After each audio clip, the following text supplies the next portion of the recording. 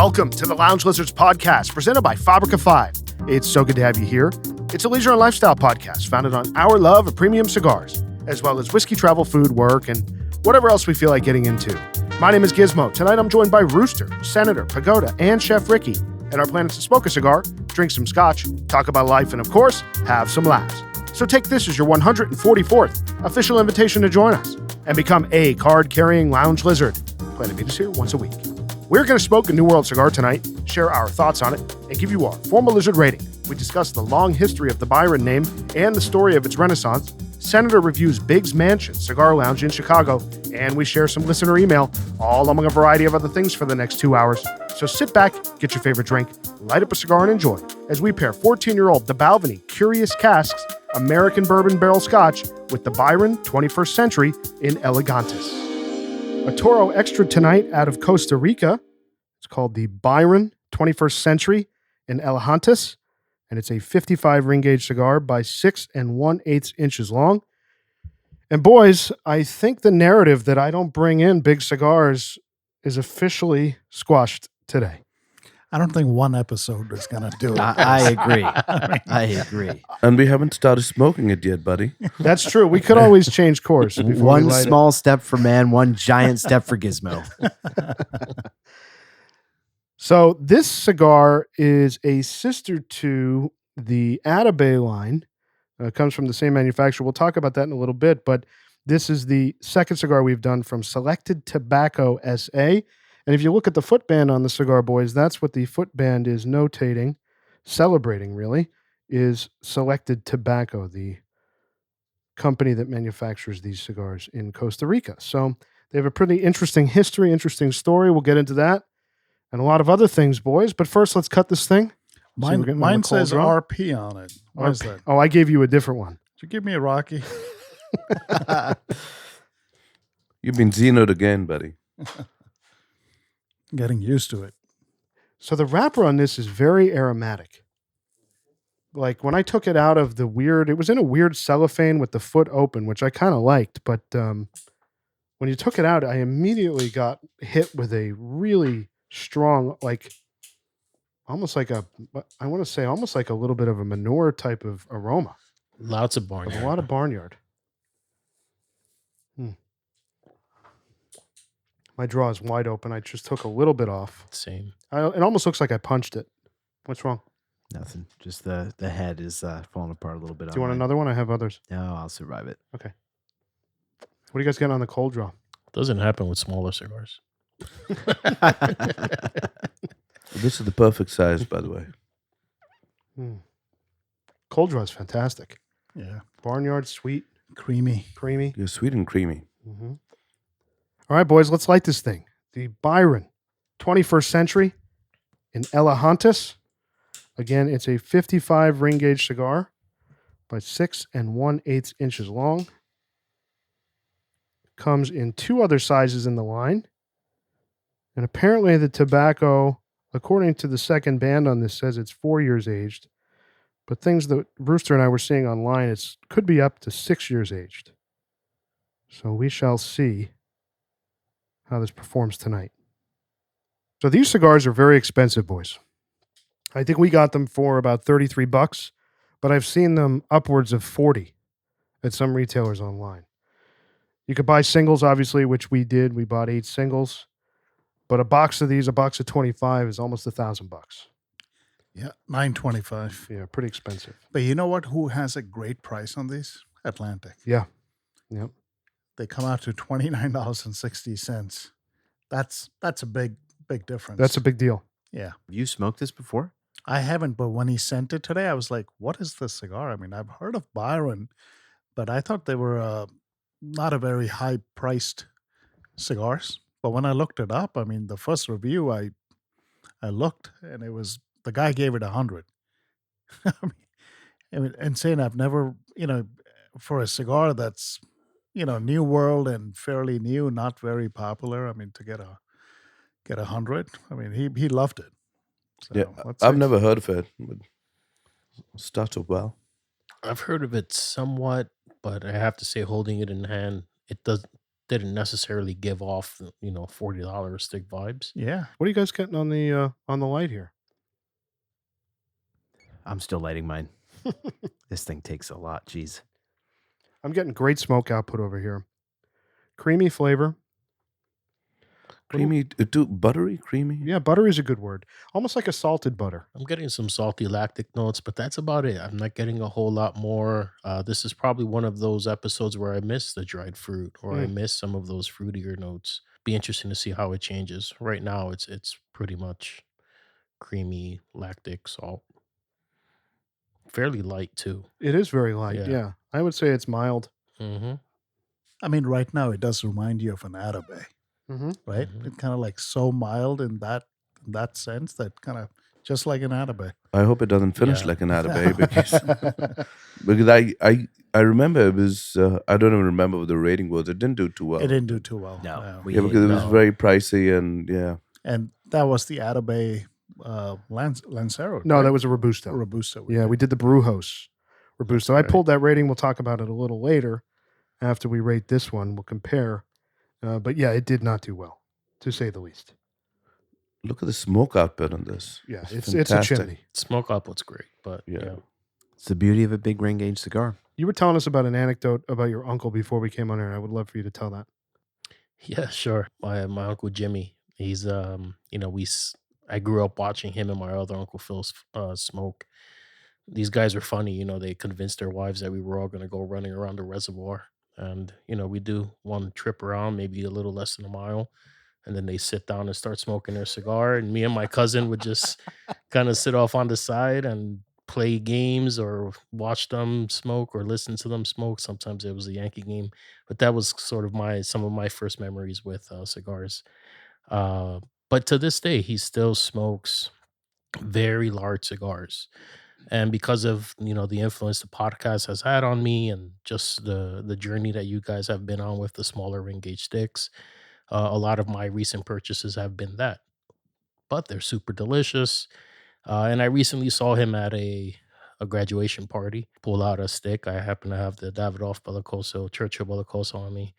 I pull it out, give him one, and then he pulls out this massive Asylum, I don't know, 83 ring gauge or something ridiculous. Right? Just like it's like a fucking nightstick. He's been saving And- it for you. He's been saving it for you.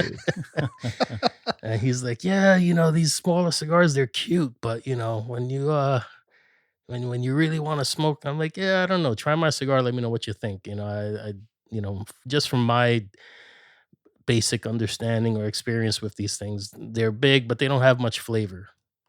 And the verdict's still out on what we're currently smoking, because I'm kind of getting some of those similar vibes. But yeah, they don't tend to have much flavor. So when I give him this, it's always great seeing his reaction.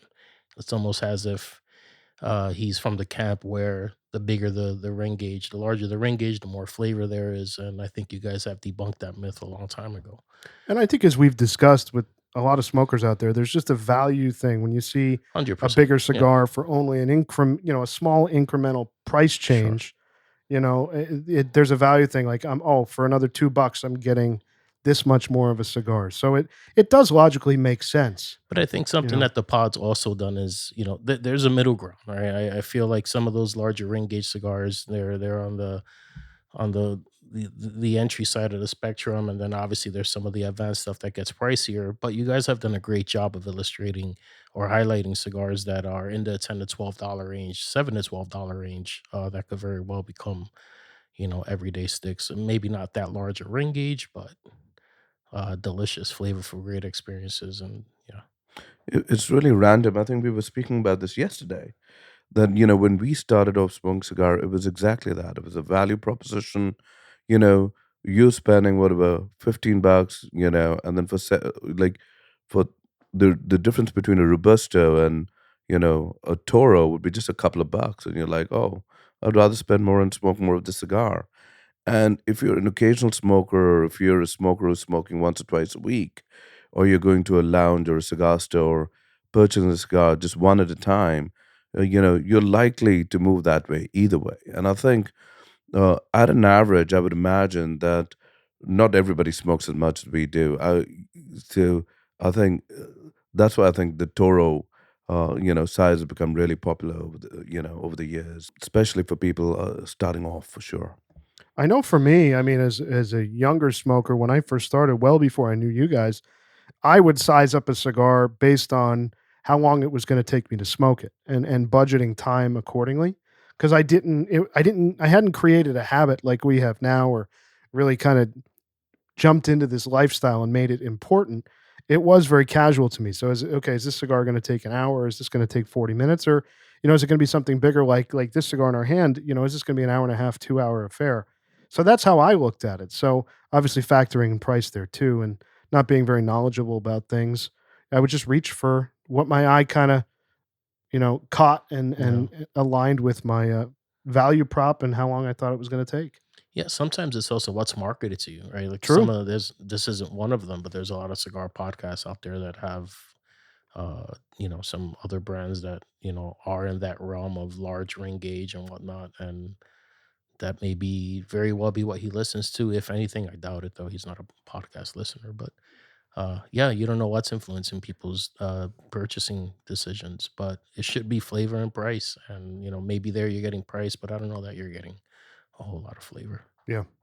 To Pagoda's point, I started smoking when I was in college, and so you're as value conscious then as you are really at any point in your life. And I remember some of the early sticks that I would smoke, and even in the Padron 1000 series, like I would gravitate toward the larger ring gauges of that. I don't know what like the Toro is in the 1000 series. It's like the 5000 or Yeah. something like that. It wasn't Yeah. until years later that then I would try like the 2000. I'm like, I actually think this smokes much better than the larger ring gauge. But at the time, I was like, for $1 more, why not get more of a cigar and get to enjoy more of it?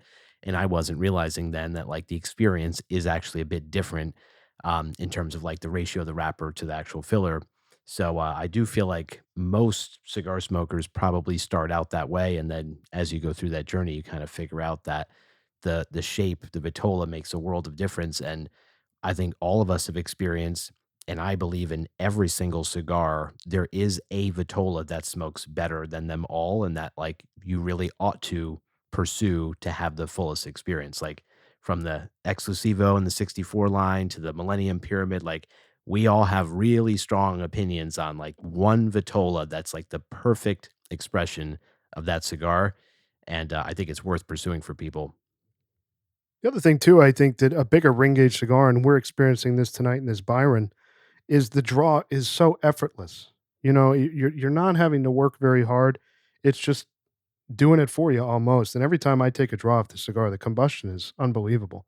It's thick, thick smoke. So I'm getting one very distinct flavor note that is fascinating because I never get this in a cigar. Someone mentioned buttered, but I'm getting buttered popcorn. Mm. Like I feel like I'm literally just sat through a movie at the movie theater, and like that's what I get on the finish. It's really interesting. It was moistening around my lips, and it was just a very different. It was very nice. I think the smoke output. Continuing the conversation. Um, like when I sit at Carnegie and I see people come and sit next to me or a group of people, and typically, a lot of these guys will show up or one-time visitors or companies having an event or they've been invited there, and you will see at an average, most people are choosing larger cigars. Sure. And and then it does make you feel good if you're smoking a cigar. You're drinking, it's loud, you're not concentrating on the flavors, but when you get the smoke output, you feel like you're doing something, which is in its own right very luxurious and extravagant. And I think people tend to enjoy that as well. I think another word for it that Senator has pointed to in the past, after he's had a stressful day. I'm speaking for you, Senator. You're in the room here, obviously, but after you've had a stressful day, you sit down, you want to be a chimney. It's cathartic to have that crazy amount of smoke output that you get out of some, big ring gauge cigars. Like there's an element of stress release, I think, that comes from an effortless, massive amount of smoke. Yeah, and it's like there's something about like those clouds of smoke. Like whenever I have had a rough day and I say something like that, I'm like, I just want to be a chimney and I just want to be in clouds of smoke. And it's like when you just have a like really high combustion cigar, like you're just watching the smoke, kind of waft away, and you feel like you're like literally like flying or the being stress leaving your transported body. like Yeah. somewhere else. Where when you don't have that combustion, like you're just kind of sitting there and you're like, I'm smoking a cigar. Okay. Like there's nothing all that transformational about the experience. But when you have a lot of combustion, you get mesmerized almost by the smoke. And I think it just adds the experience and kind of the ritual. It's just very fun. I gotta say, so the aroma at the burn line to me is very Cuban. It has a very Cuban-esque type of aroma to it. And I am sensing a little bit, maybe it's the kind of salty thing that we're talking about. I'm getting a little bit of a Cuban type of flavor. Obviously, I don't think there's Cuban tobacco in this. We could talk about the marketing stuff that goes around these cigars that some folks think points to that, but I don't believe that. But I think there is an element of Cuban flavors in here that are accessible to someone who does like Cuban cigars. But I'm finding this so far to be very, very pleasurable. Me too. I'm really enjoying that. Flavors changed for me. Just right at your butter popcorn mark, I was actually looking at our cigars to see if we were more or less at the same point. Because when you mentioned it, that's when I started noticing some changes. And the retrohale, I started getting some dry fruit and white pepper. So now it's kind of getting into something I'm enjoying. I don't know if you guys are getting this right now, but just about now there's like you said, the dried fruit thing. It's more like it's like some kind of a berry almost. Berry, yes. Okay. Thank you. Thank Right? you. Okay. You know, So I was thinking, I'm sorry.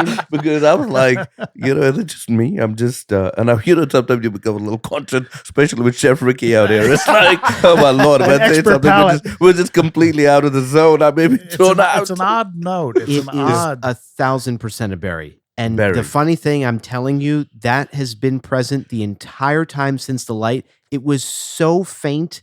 I thought maybe if something I ate, or I thought my mind was kind of tricking me. But now that you've just said that, it is 1,000% a berry note, and it's been there since we lit it. It's just now more pronounced. Completely concur. I didn't get Completely. it at all. Initially I was just getting tobacco and barnyard and salt and some lactic notes, but I was Keep in mind, missing Ricky, you only that pick up these notes sweetness. when you don't retrohale. Oh.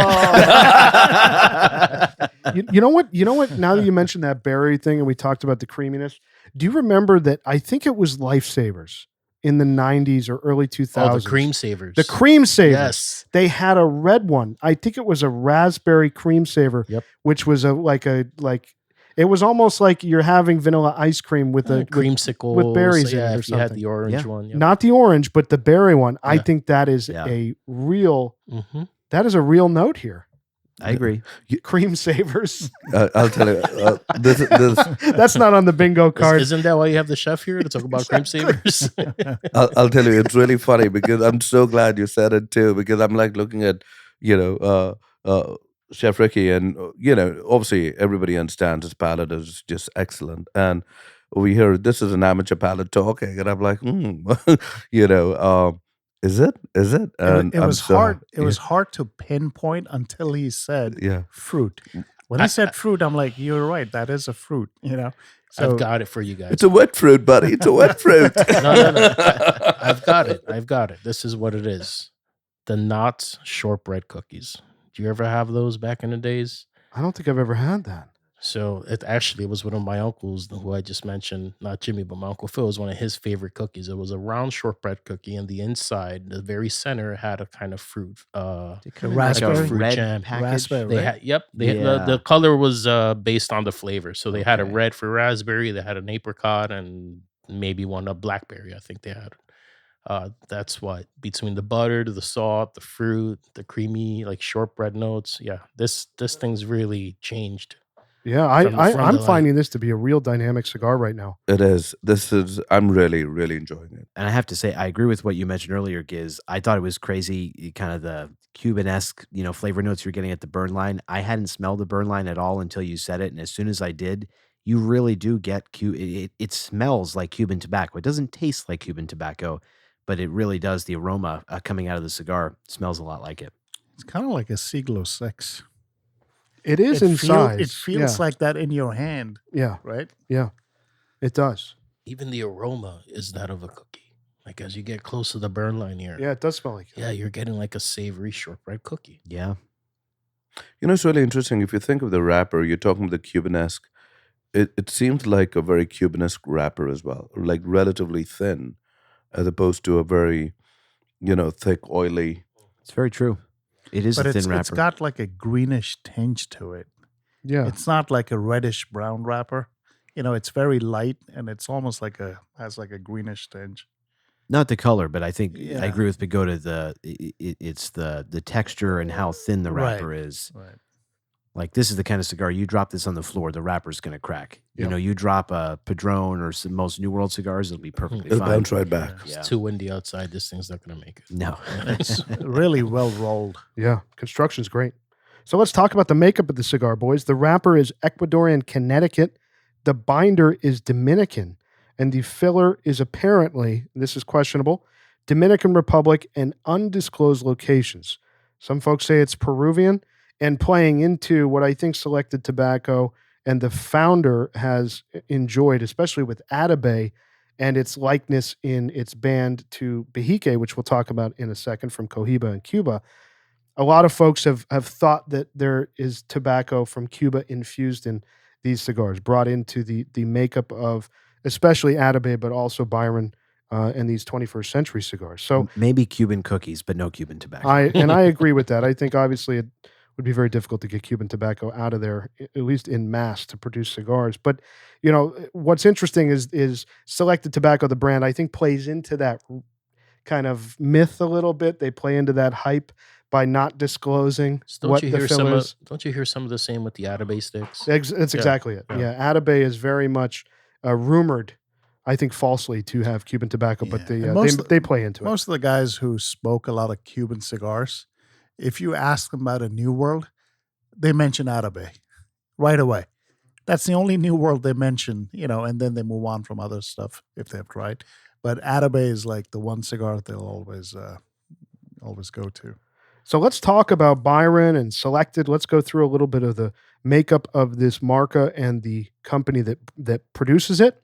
So Byron Cigars first was originally a Cuban brand from the mid-19th century. Lord Byron was created by two cousins who owned a cigar factory near Havana.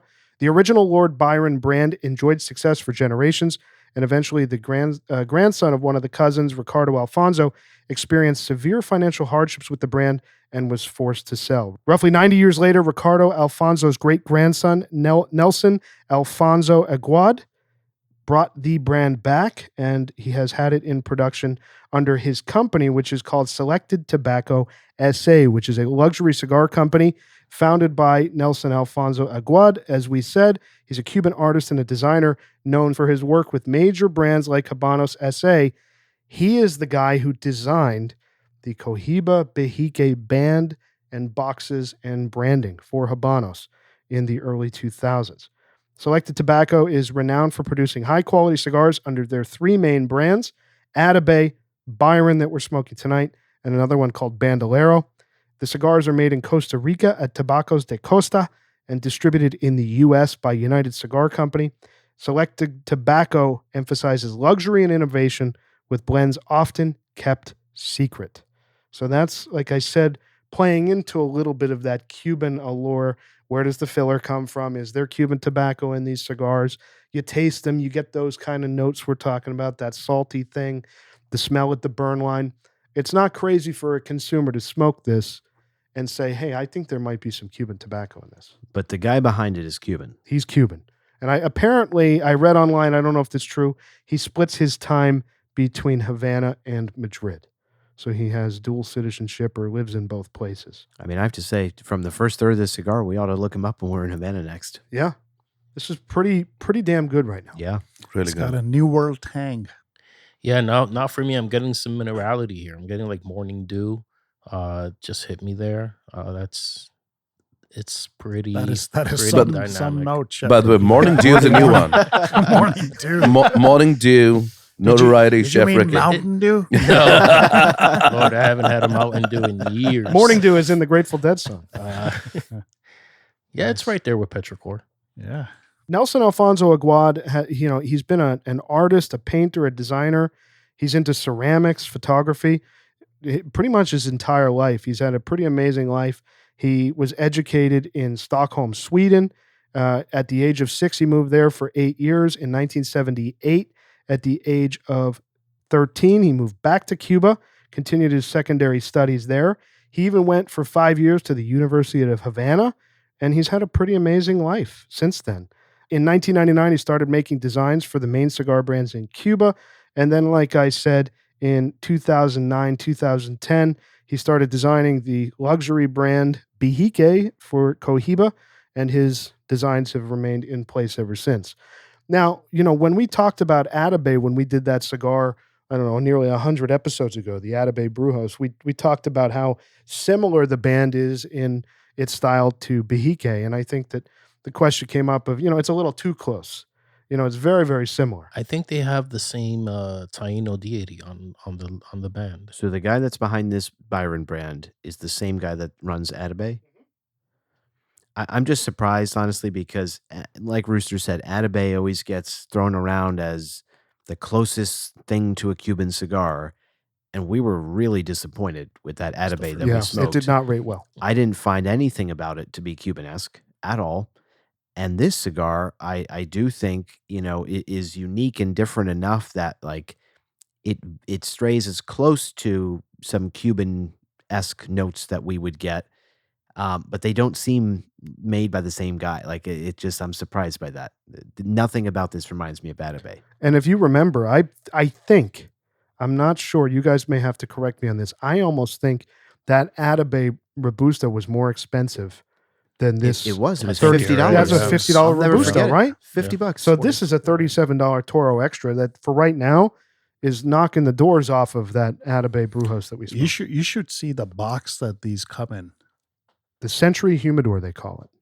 This is an extra. This is what all This of them is come how in? all. That's what This they is come how in, the yeah. boxes Jesus are. Christ, this is a proper humidor. Yeah, it's really nice. So they come in 2 other sizes. One is the Wow, Aristocratus. that's beautiful. It's a 52 ring gauge by 8-inch cigar, and the Honorables, which is a 60 ring gauge by 7-inch cigar. So this one sits right in the middle of those two at 55 by 6 1/8. So this is pretty cool too. The name of the cigar, the namesake of this cigar, the original Lord Byron, was launched in 1848, like we said, by Jose and Eusebio Alfonso, a pair of cousins who opened a small factory in Santiago de Las Vegas, which was a municipality of Havana, Cuba. The brand's name pays tribute to the English poet and routine smoker, Lord Byron, whose work has been hailed for centuries as some of romantic literature's best. Pagoda, you're a big romantic literature guy. You should check him out. Absolutely. Is this written by Lord Byron? Lord Byron. The brand's introduction was met with success, but like I said, in the 1930s, after the onset of the Great Depression, they were forced to close.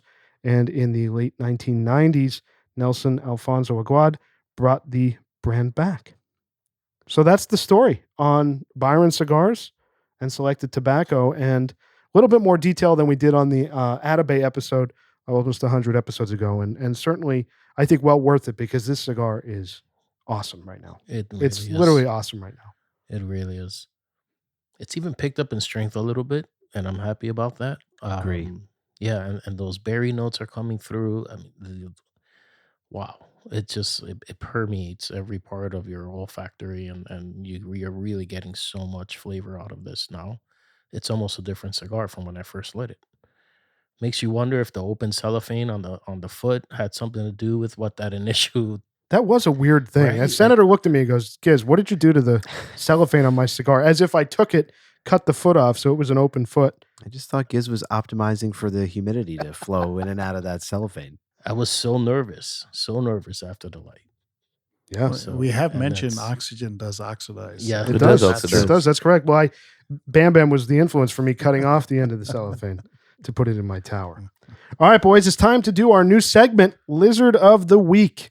Lizard of the Week every week is going to win something from us. If it's merchandise, if it's cigars, if it's both, if it's, I don't know, something we come up with, somebody's going to win something every week. And the way you win is sending in an email, sending in a voice memo, putting a great comment on YouTube or Instagram. We see everything.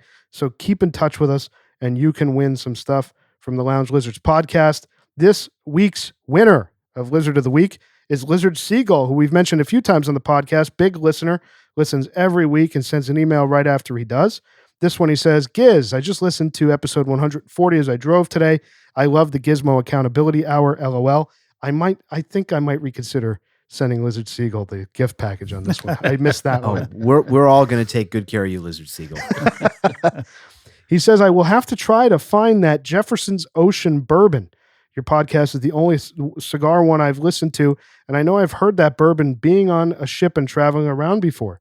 Are you sure it wasn't from a previous episode? You know what's funny about him saying that is when we were sitting on the podcast talking about that, I think either Bam or me, somebody mentioned, like, had we talked about this Jefferson's Ocean before? We did. I would have brought it up because I've had this a zillion times in the past, and years ago when we did this was probably like right around when I had started drinking it when I was at Shelley's in DC. So there's no doubt that I would have mentioned it at some point. But it's very popular. I mean, anybody who is like a bourbon guy, that's probably like Jefferson's most famous bottle. So he said, I've heard of it before. I'm not sure where I might have heard of it. It might have been from you guys. Being an old Navy guy, as he says, it intrigued him. He said, I loved finally putting a face to the voice. He's obviously talking about seeing my conversation with Rob Isle on the FOH member deep dive. You know, when you only hear a voice, you just kind of imagine what that person looks like. I had you all wrong. That's a very common thing, by the way. Everybody expects that I'm much older than I am. He says, it's such a great voice for the podcast. That's a kind comment. Thank you. I've always had everyone pegged as they speak. A couple I have trouble with, though, are Senator and Grinder. We'll send you an 8x10 so then. in the Lizard of the Week package. The signed 8x10 of Senator. It's just a blank piece of paper signed with Senator. I like that I'm successfully operating incognito. This is nice. Absolutely. You could do a caricature. Yeah. Yeah, we could do caricatures. We can get one done of you. Cigar in your mouth. But anyways, congratulations to Lizard Seagull, Lizard of the Week. We appreciate everybody who writes in, and like I said, we're going to be doing this every week. So make sure you send your comments, thoughts, everything else to us, and win some free stuff from us. So, boys, we're coming to the end of the first third here on the Byron 21st Century in Elehantis. I got to tell you, this is a fantastic cigar right now. I'm shocked. It's honestly. definitely smoking like a 10. It is. You know, the burn line's great. Look at the ash. It's like, you know how I think Bam always mentioned that it's like dime stacked. Yeah. It's excellent. Yeah, I mean, on top of the creaminess and the berry note that we have mentioned, there's also a sweet something going on, like a caramel or something. Some kind of a sweetness is coming through right now for me. For me, it's sweet and savory, and the finish is insanely salty. Like, there's not Cuban twang, but the saltiness that you get with It Cuban reminds twang, you of that. that Yeah. is very, very prominent here, and I Yeah. really like that. Would you say it's medium? I would say it's moved to medium at this point now. I agree. Just- Started off kind of mild, and Yeah. now it's medium. Yeah, solid medium. I wouldn't dare to say that. I think it's moving between medium and full. Just I don't yeah, think it's know. quite full yet. No, it's for moving me, but- away from medium. Like it's a solid medium. Yeah. Yes. I'm speechless. I'm sitting here and I'm smoking this, and I'm like, this may be the very first podcast where we could actually just not speak and smoke and stare at each other. And I think even the listeners will be okay with that if they had this cigar in hand. They might just understand it. Yeah, it's and I agree with you, Pagoda. It's definitely solidified itself as medium strength at this point, and it's kind of, teeter tottering there back and forth a bit on the full to the full side. But if you gave somebody this cigar and you took off the foot band and the other band, it would be hard to tell whether this is a Cuban cigar or not. You know, I agree. next time I might do a positive Zeno for you. A pleasant surprise. Maybe on your birthday. Tell him it's a Bahike 56 and give him this. That was one of my favorite episodes. Roosters too. Me too. It was, and it was easy. This was probably around last summer that you guys did that. So I was just coming back from a wedding in Positano. So a Zeno was the best thing I could get anywhere. And, I went into various smoke shops, and it was either a Toscano, Pagoda has a boxes of them, Toscano by or the a way. Zeno. In case you ever run out, He's got full cabs. No, it's only of wrappers. You must have smoked the cigars. He No, just I'm just buys the kidding. No, I'm box, just gets kidding. rid of the cigar. The rest have been handed over as Cubans to everybody else. So, boys, let's talk about our pairing tonight. We're back to one of our favorite manufacturers of single malt Scotch whiskey, the Balvenie. And this one is interesting to say the least. It's called the Collection of Curious Casks. It's a limited edition, 14 years aged single malt Scotch. Its cask type is American bourbon barrel. And they even have cask numbers and everything else. So I guess it's truly a limited edition, single malt Scotch. We're huge fans of the Balvenie. We've done it several times on the pod, namely, first and foremost, I would say the Balvenie Doublewood, which is kind of a daily go-to for the guys in the room here. And everyone, then also everyone except Pagoda. everyone except Pagoda. He doesn't like the Balvenie. He drinks that like nectar. Pagoda might be the global brand ambassador for Balvenie at this Balvenie. point. And then also, of course, the Caribbean cask, 14 years age, which I think is going to be a solid comparison to this at the same age. The first thing I'll note is, before I sip it, is the look of the bottle. It's a much lighter looking spirit, and it seems much less viscous than the other Balvenie that we've done, namely the Caribbean cask. Did you guys notice that? Is it because it's?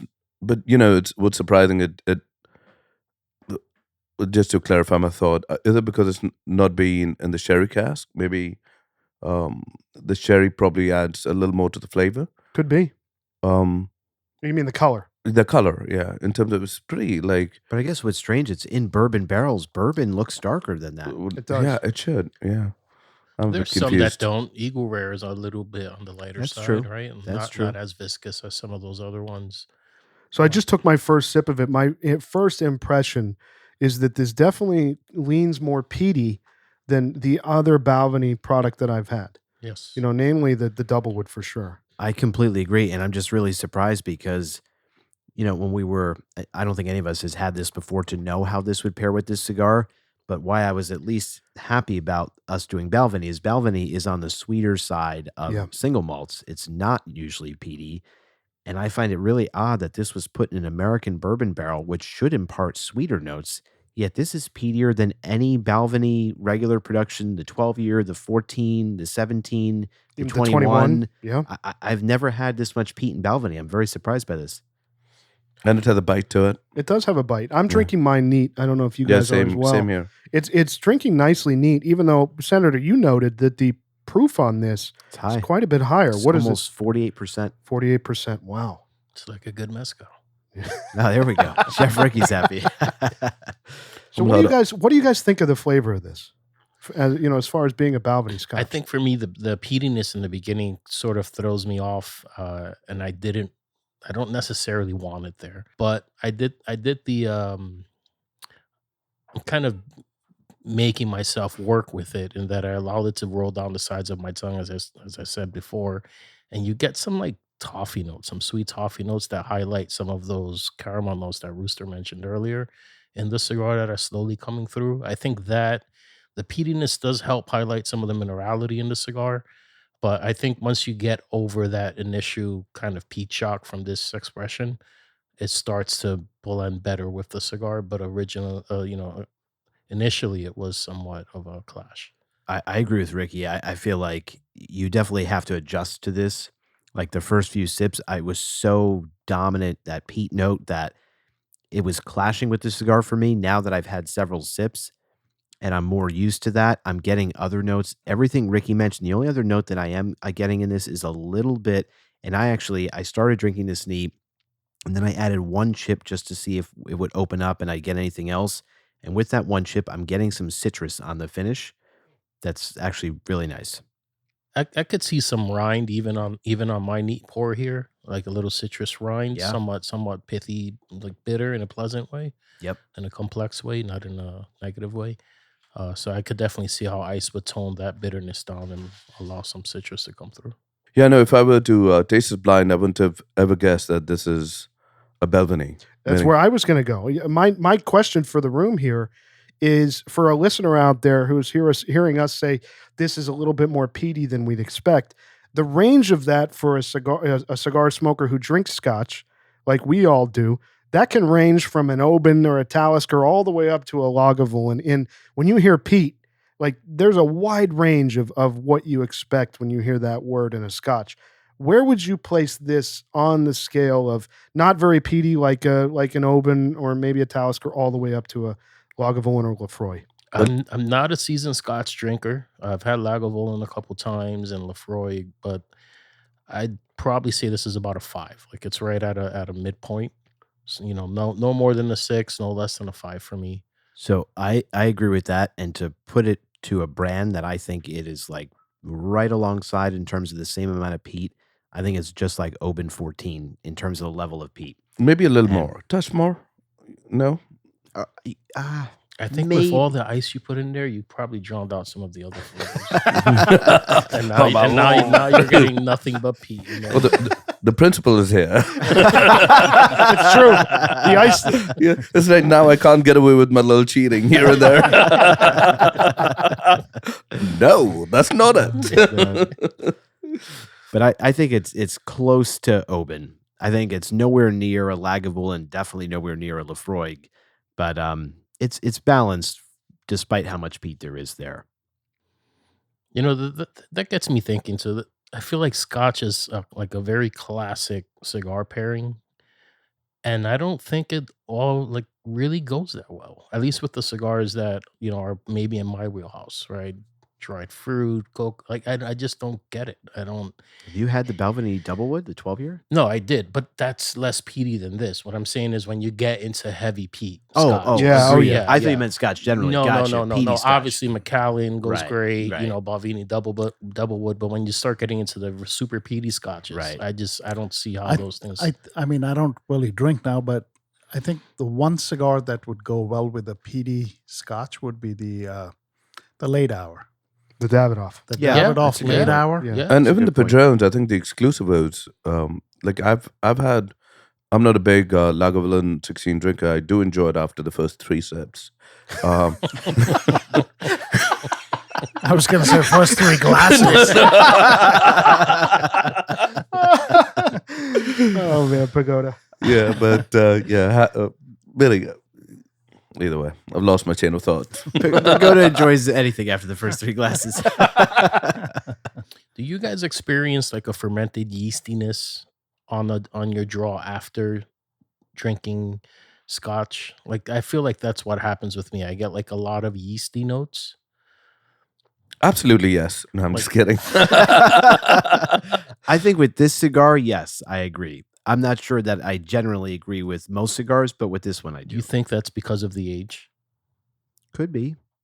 I think also like just the flavor profile of this is like creamier and it's not like super full body. Like I feel like when I have a Scotch with a full bodied smoke, I don't get any of that just because like the flavor of that cigar is so pronounced and intense. And in this, it's so much more subtle. And I think that creaminess is kind of what brings that out for whatever reason. I'm looking at Pagoda and he's trying to figure out what the hell does yeast taste like? Yeah, I have no idea. In Mexico, If you've had champagne, you have a There pretty you good go. sense. 100%. Yes, absolutely. Or in Mexico, they have tepache, which is a fermented pineapple drink, or pulque, and you get a lot of these like yeasty notes that I'm getting now after sipping some Scotch and drawing on the cigar. What does a fermented pineapple drink taste like? I have one of my stepkids loves kombucha, which is like Yeah. the most nasty thing I've ever tasted. I don't like it. Is it in that kind of family of It punchy in is- the face flavor? It's not. Kombucha is a bit more acidic. Okay. In Mexico, they do it on purpose, and it's very low in alcohol, good flavor. It's definitely tastes. I don't want to say like putrid fruit, but it's definitely past its prime in terms of its age or whatnot. But it ferments there not for very long, a few days, and it's a refreshing drink when you have it over ice in the proper climate or anywhere really. But those yeasty notes, or it reminds me a long time ago, I was in St. Petersburg, Russia, on a consulting project there, and some of the cooks introduced me to, and forgive me if I'm mispronouncing this, although That's not allowed around I here. was going to say everyone should be used to it because of Gizmo. I think it's called kvass or Vas. I'm not sure what letter is silent and versus not. But it was a fermented bread drink. And it was just something that they, put a bunch of bread in there. Not sure what else, but there was definitely bread. And it was quite delicious. It was just refreshing, very low alcohol content, so low that, you were kind of able to drink it while cooking. And yeah, so I feel like every culture has their sort of, low alcohol fermented beverage, and they're kind of pleasant. Kombucha is aggressive and more acidic than a lot of these others that I've had. And I think if it's your jam, then you appreciate it. And if not, if you can't get past that initial flavor of just kind of that fermented flavor profile, you may just not enjoy it. But do you like sauerkraut? Do you like kimchi? Do you like Sometimes, very rarely. Like kimchi, not really. Sauerkraut, yes, but it's specific applications. Like I'm not waking up in the morning and thinking about having sauerkraut. Like when Got I'm it, in a yeah. situation where it's there and it's interesting, I might try it and have it, but I'm not reaching for it. That's not what I'm going for. I mean, think about it. The real problem is you can't eat it in the car. That's true. It's very The kimchi messy. and the sauerkraut would just be everywhere. Then you smell like sauerkraut. It's a whole thing. I love kimchi. yeah. Kimchi is awesome. Lately I've been conscious about my gut health. So I've been trying to get some more kimchi just anywhere I can. I buy kimchi, and if I could throw it on a taco, throw it on my eggs in the morning, like just wherever I could introduce it, Yeah. then I do. And I do some of those like not fermented, but the cultured sodas, Ali Pop or whatever. So it's a big thing now. I prefer to go with mezcal when I'm looking for a beverage that's Amen. good for my health. Mezcal is the way I go. It's tough to do in the morning in the States. In Mexico, It's allowed. It's like all day long, all day, every day. Just have water. I just got a really awesome coffee note. From the cigar? By the way, look at the burn on Pagoda cigar. Yeah. Wow. Look at the ash. It's got Wow. like 2 inches. I do think if you put a couple of chips of ice or one, it does open up this Or drink. 18. It really does. And I think you need to try it with at least a chip of ice, just a bit. I think it just brightens it up. So we were talking about going back to the Balvenie, the curious Cask collection, 14 years age that we have here. The box, I guess, or the cylindrical box that the bottle comes in it's like there's a novel written by Lord Byron on the back. In like size 8 font. And you said there's nothing of use there. Nothing. I'm just going to read like 2 sentences and you'll see how useless this is. There are the classics, and amongst them rare and striking single casks yet to be discovered. Amidst this scene, one man waits, dressed in a simple black t-shirt despite Spaceside's frosty temperatures. A second future approaches, heralded by the sound of light footsteps which echo around the lofty warehouse. I mean, what are we Jesus, learning from That's this? some Lounge Lizards And- ASMR right there, Senator. Keep No, going. the whole thing I'm ready is- for a nap. I'll pay for that. That Lord Byron, that is Lord Byron's poetry. It is. It is. Are you reading Lord Byron right now? Yeah. That's some romantic literature. That's- It just I think we've doesn't. been thinking all along. I think it's a perfect pairing. It's unbelievable. And This it's is a like literature podcast now. when it tries to tell you something about the cask, it's still saying nothing. Like it says, these tastings typically feature unique and unexpected character, unusual casks that no one has seen before, anything with a jaw drop factor, elaborates George. What does that tell you? It's Chat Nothing. GPT. Yeah, it must be. Can you write something? But I can't taste it. So let me. We just need to write fill up the another- back of a container for a bottle of scotch. Please write something. Here's what's on the bottle. This might be a little more useful for us. It says hand selected by malt master Kelsey McKitchney. This unique single cask has been fully matured in American oak barrels, which have previously held bourbon. This hidden gem is alive with unusual notes of smoldering oak and is grounded in, well, that's the peat, and is grounded in woody, earthy flavors with layers of candied orange and a deep vanilla oakiness. There it is. That's much more useful. And I think that's reasonably accurate. Yeah, I agree. I don't know if I'm getting the orange though. I got the orange. Orange. I actually don't get much vanilla. The peel. I the think orange, the vanilla is Oh, the the rind. toffee that I The was rind. getting. Okay. Yeah, and then the citrus that you mentioned, I'm getting it in somewhat of a rind format. Yeah, no, I think, and on the nose you get a lot of vanilla actually. You kind of get a candied citrus note on the cigar now. I don't know if you kind of get that. That's the aroma from the drink. He doesn't even have one. So speaking of, boys, we're about halfway through here on the Byron 21st Century in Helihantis. You just mentioned candied citrus. Any other new notes or any changes? I'm finding this to be right now it's a 2-act play. I'm assuming it's going to be a 3-act play with the way it's developing here. This is exactly the kind of cigar, especially as a new entry to what we're doing here, something we've never tried before. This is a marker we've never had before on this podcast. This is exactly the type of cigar that we're looking for. It's interesting. It's different. It's got a unique origin, cool story, understated bands. Like, it's checking all the boxes right now, maybe aside from price. No, it just makes the journey for the process of discovery so much more enjoyable. That's fantastic. I also think this is a cigar that would appeal to a really wide audience. I think if you like a mild cigar, I think this is so smooth and easygoing, even though it gets firmly medium, that it would never kick you around. And I think someone could appreciate, be a little stronger than what they normally go for, but I think they'd love.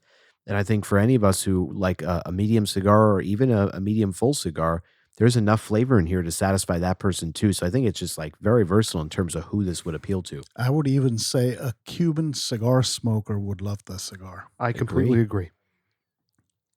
Yeah, I think that this is for someone who likes a mild to medium, large ring gauge format Cuban cigar. You're thinking E2, you're thinking maybe a Siglo 6, like you mentioned, a Behique of some size, even the Cohiba 55th, the Victoria. There are a lot of cigars in the Cuban catalog at a larger ring gauge that kind of give you that effortless type of large combustion, really enjoyable smoke. This is absolutely in line with someone that enjoys those type of cigars. Obviously different notes, and we've called a lot of them out, but I don't know. This is really, really working for all different types of cigar smokers. What other Vitolas does this come in? Comes in 2 others. The Aristocratus, again, is a 52 by 8 inch. That's a big cigar. And the Honorables, which is a 60 ring gauge by 7. So this is the middle one. Wow. But it's a little shorter. The Jeez. 8 inch by 52, that's a long cigar, man. I mean, 52 ring gauge sounds great, but 8 inches, my goodness. So, Senator, I wanted to ask, last week we detailed your trip to Italy, which was great. You also went domestic and you traveled for work to Chicago, and you ended up at this incredible lounge you were sending us photos about. So we have to hear the details on this place you went. It looked like you were sitting in the Royal Palace. I was completely blown away, and this was by chance. It's not like I knew I was going to visit this place before I even left for my trip. I have traditionally not been a fan of Chicago, so I apologize to the Chicago listeners, but I am now fully converted. I love Chicago. I had such a great time there. The reason I've hated Chicago is because the 5, 6, 7 times I've been there before this trip, every one of those has been in the fall or winter when it is freezing cold. It's miserable. You walk outside, the streets are dead. The city feels so low energy. And I just didn't understand, like, why do people love this city? Like, it didn't have that buzz that you get in many cities. Going for the first time in the summer, completely different experience. The streets are bustling. Everybody's having a great time. The food scene is incredible. I think even in New York, when you're on a given street corner in Manhattan and you're looking for great restaurants immediately around you, you may find 5 great restaurants and then dozens of just good restaurants, average restaurants. In Chicago, when you're downtown, whatever corner you're on in downtown Chicago, there's like 20 excellent restaurants immediately in your vicinity. I mean, it's just incredible. And the weather was so beautiful. I mean, here home for us, it was like 95 degrees and sweltering. It was between 75 and 82 every day I was there. Perfect summer weather. And I was trying to find somewhere to smoke a cigar. So I had looked up, there's a lot of different cigar lounges there in Chicago. But one place really stood out, this place called Biggs Mansion, Biggs. And I saw just a few photos and I was like, wow, this place looks super nice, like unlike anything I've ever seen. And to my surprise, when I got there, the photos don't even do it justice online. They honestly need some better marketing because you get there and you sit down you literally feel like you're smoking a cigar in Buckingham Palace. It is so over the top and beautiful. It's a 15,000 square foot mansion. It's a historical site that I was talking to one of the employees there. Apparently, it used to be a restaurant, and the owner, the current owner, was a part owner in the restaurant and the building. He got an option to buy out the entire building, and he did. And then he converted the whole thing to a cigar lounge. It's 3 floors. You can smoke through the entirety of this place. So when you get there, there's this nice outdoor patio. So there were a few members sitting outside since the weather was great, smoking on the patio. You can either go up the main steps and then you're in like the main foyer of the mansion, or you can go downstairs in through the basement. And the basement's actually where they have their humidor. And there's a little public smoking section where, as long as you buy a stick from them, you can sit in that little room there and have that cigar.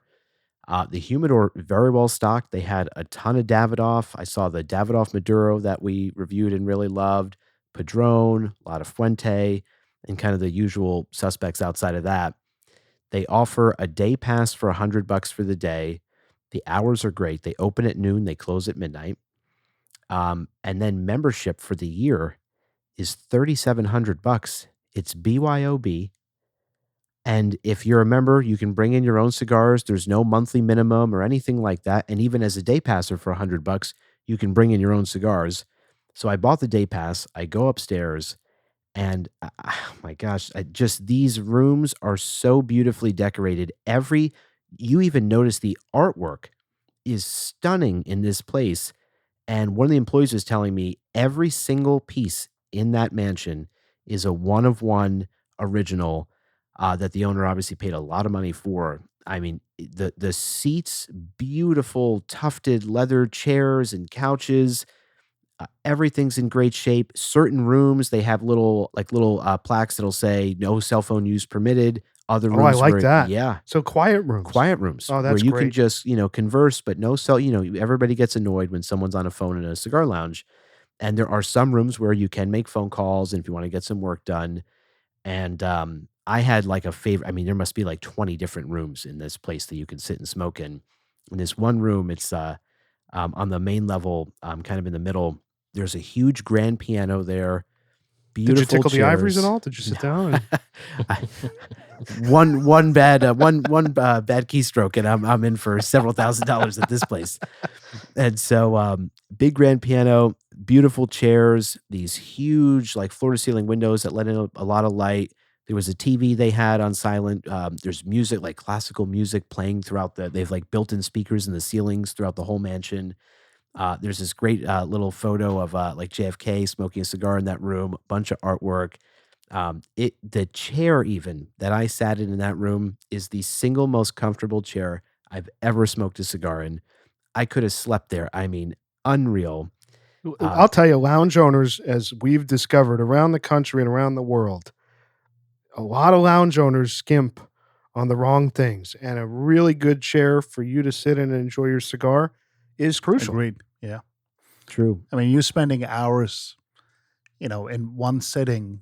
And so you want a comfortable chair.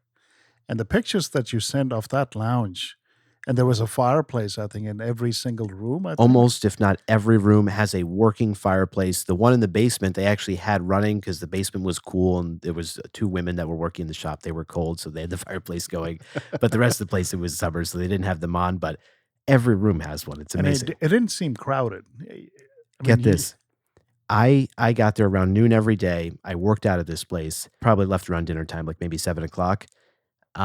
Both days I went there, I was the only person in the entire mansion smoking. I had the whole place to myself for $100 a day. They have 200 members, and the only guys that were there during the day that were members were like 5 guys that were out on the patio. It was unbelievable. I guess because Chicago is so cold that the short summers that you have there, people are enjoying outdoors. Exactly. They They must don't want to be. be inside. Exactly. But still, even at 200 members, and we're talking, what, $300 a month for membership, right? So if you're doing the math on that, 3,700 sounds like a lot in one charge. But if you're doing the math, you're about you're about $10 a day, really, to be a member there.